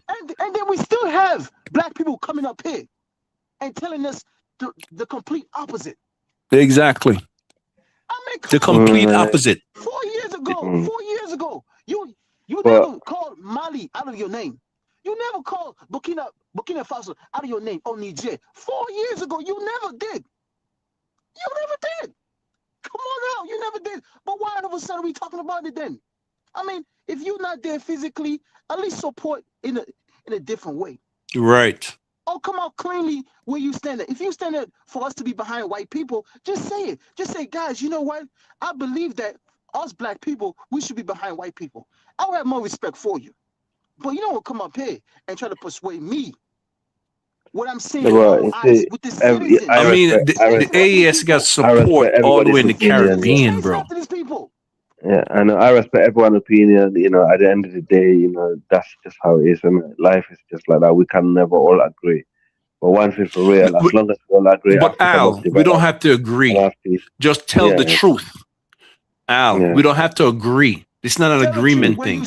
Tell the truth. I hear you. Do your research and tell the truth. That's all I'm saying. Yeah. Just like I did my research when I said what gonna happen with Iran and the US. I did my research. I listened to the correct people. Some of us will be West leaning, some of us will be Russia East leaning, some of us will be but it doesn't matter center. what you lean. The truth is the truth. Yeah. You see what I'm saying? The truth is the truth. I agree with that also. Yeah, that's what I'm saying. Right? How come I couldn't find 20 people to believe me when I said what Iran is going to do to the US? I think it was only Bang was the only one. Do you know what? I think it was only Bang was the only. I told everybody what Iran was going to do, and so said, so done. How come I know that? Tahaka, I give you that, man. You know, Bang wait, I'm gonna log out anyway. But you know what? Yeah, that's right. Tahaka, I give you that. I was here when he said it, and a lot of people think he was joking. Right. But he was 100% spot on. Right. And it's not me saying it, you know. It wasn't me saying it, you know. It wasn't me. It's what I researched. I'm listening to CIA agents. I'm listening to ex-military. Yeah, many people on the chat was writing rubbish as well, but yeah, when I told them they was going to run out of missiles, run out of interceptor missiles, and they did. I can. Where's Brandon at? Do you see him, Brandon? Brandon, Hustle Smart, all of them dog me out. Man in the High Castle, every last one of them. Afrodamus, do you see them? Right? Even Dennis didn't believe me when I told him exactly what was going to happen, and that's exactly what happened. People don't understand when we tell them the world is changing. I keep telling it's changing. Fucking Dubai, Emirates, they're dead. They're dead to the world. They're dead. They're no more. And Iran just helped Sudan. You know, Iran helped Sudan because they fucked up Emirates. Exactly. Okay? They fucked it. Iran is changing the world for everybody. Right? And although Russia didn't physically help Iran, oh boy, they got help. China, oh boy, they got help. And people not seeing what behind the scene is. Fucking Russia and China tell US and think that you do not get to use a nuclear weapon. Period. Okay? We're gonna fuck you. We're gonna get you. You do not get to use it. If you want to be respectful in this world as a nation, you have to create your own. This is what I keep telling people in Africa. Create your own. You have to. You have no choice. If you attach yourself to these Westerners, you're gonna be a tool for them. You're gonna be a tool for them. That's just how it is. That's just how it is. Create your own. Study and create your own. And the more you give in to them, the more you love them, is the more they use you. Thank you. Okay? It's as simple as that. The more you give in to them, is the more they use you. Yeah, and I agree with that 100%, man. You see what I'm saying? Yeah. They have no love for you. So I told you before, America respects strength. Okay? America wish the AES leaders was on their side right now. I'm telling you. They respect strength. If they see weakness, they pounce on you. Okay, and that's the mistake they made with Iran. They saw a little opening. Listen, they fired every military U.S. generals that said, no, don't do it. Even the vice president said, don't do it. Don't do it. I forget about that too. They fired all of them. Yeah, those are a bunch of generals, man. About 12 of them they fired. 12 of them they fired. The last 2 months. The last 2 months. Tell them, don't do it. Yeah, people don't talk about it. Okay, don't do it. But imagine, Icon. Imagine, right? If it was Assimi going to Ibrahim Traore or Abdurrahman Chani, right? Sacking his generals, right? Oh, then you're gonna have black people come up here. Oh, I told you these guys are blah blah blah stuff like that. They're gonna find all type of ways to be just to talk down on these 3 countries, right? When Donald Trump and his so-called Defense Secretary of State, right? When they sack all these generals during the wartime with Iran, you don't hear these people saying the same thing. You don't hear them all. They're very quiet. They're very, very quiet. That's why sometimes I don't respect, people like that. I mean, you can have your opinion, 100%. You and I could go different ways. But when it's the opposite to what you support, say, okay, well, this will happen then. I was, and stuff like that. But don't come and use that same energy against the AES then if it was the same thing that happened. How can I respect you then? I can't respect you, man. But black people around the world, we need a nation where they could project power independently. Mm-hmm. And I think these 3 countries, within the next 10 years, no one will touch them. Hopefully other countries join them, come to their senses and join them, bro. No one will touch them. Hopefully they come to their senses. And guess what? If the AES changes, if they changes, right, and make changes to themselves, I don't think the AES would have no problem joining the ECOWAS. Not get rid of the AES, but join it because different. No, listen to what I'm saying. I said if their complete mindset change. When I say ECOWAS, Yeah, exactly. I know. I hear you talking. I understand what you mean. I understand, but regardless of that, one of these countries eventually they're gonna join. But for right now, let these 3 countries, keep, what I'm saying, like keep developing, getting more stronger military-wise as well. Because at the end of the day, for you to have freedom, you have to have strength. Strength comes from military. Your military has to be very strong. Didn't Chad and Togo sort of join? No, they didn't. It was just more of like pretended. It was more of like pretended. You saw today, right? Ibrahim Traore. You saw all those equipments that was dropped off today too, just to fix their roads. You saw those equipments, right? Oh, by the way, the diaspora is there, right? Oh yeah, I saw. There's about 250 people there right now. African Americans, Jamaicans, all kind of people. Is it? Okay. Yeah, they dropped. Yeah, they dropped about. They all got their permanent residency. Okay, that's good. That's good. He's definitely galvanizing support. Man. Look what's going on in South Africa. The black race does not have no respect. Look what's going on in South Africa. And Africa itself. The white man is laughing at us. We loving it. Yeah, seriously, I'm not gonna lie. Since this thing happening in South Africa, what's going on? I'm embarrassed to even come out the main street, bro. I'm actually embarrassed. I live in the UK. I am actually embarrassed. And these people can see it. It's online. They're laughing at us right now. They're just waiting for the day when they're gonna start dealing with us, so we can run to complain where we're gonna go. Listen, even in the UK, thing is, there's plenty of South Africans in different countries in the West and in Africa. Nobody's telling them to leave or anything like that. The issue is this now. These leaders that we have in these African countries, they don't care about protecting the black race. Because if they did, right, they could have easily shut down so many South African companies in Africa just to suspend them. Just to suspend them for like 24 hours. They could have easily done that. But if that was a white man, they'd be like, "Oh, the white man this, the white man that." They're racist. This, that. But most of those companies are white companies. Most of the South African companies are white companies. But who is Taka? In all fairness, who's out in the street chasing black people? But black man. Okay, Africa. I understand that. What I'm trying to say is, right? Even if it was black people chasing after black people in South Africa, right? We have leverage in all these African countries, especially West Africans. They could easily sanction one of those companies for like 24 hours. They could easily sanction. The only leverage we have in West Africa on that scale. No. Bang. Let me just make my point, man. Go ahead. Hello? My bad.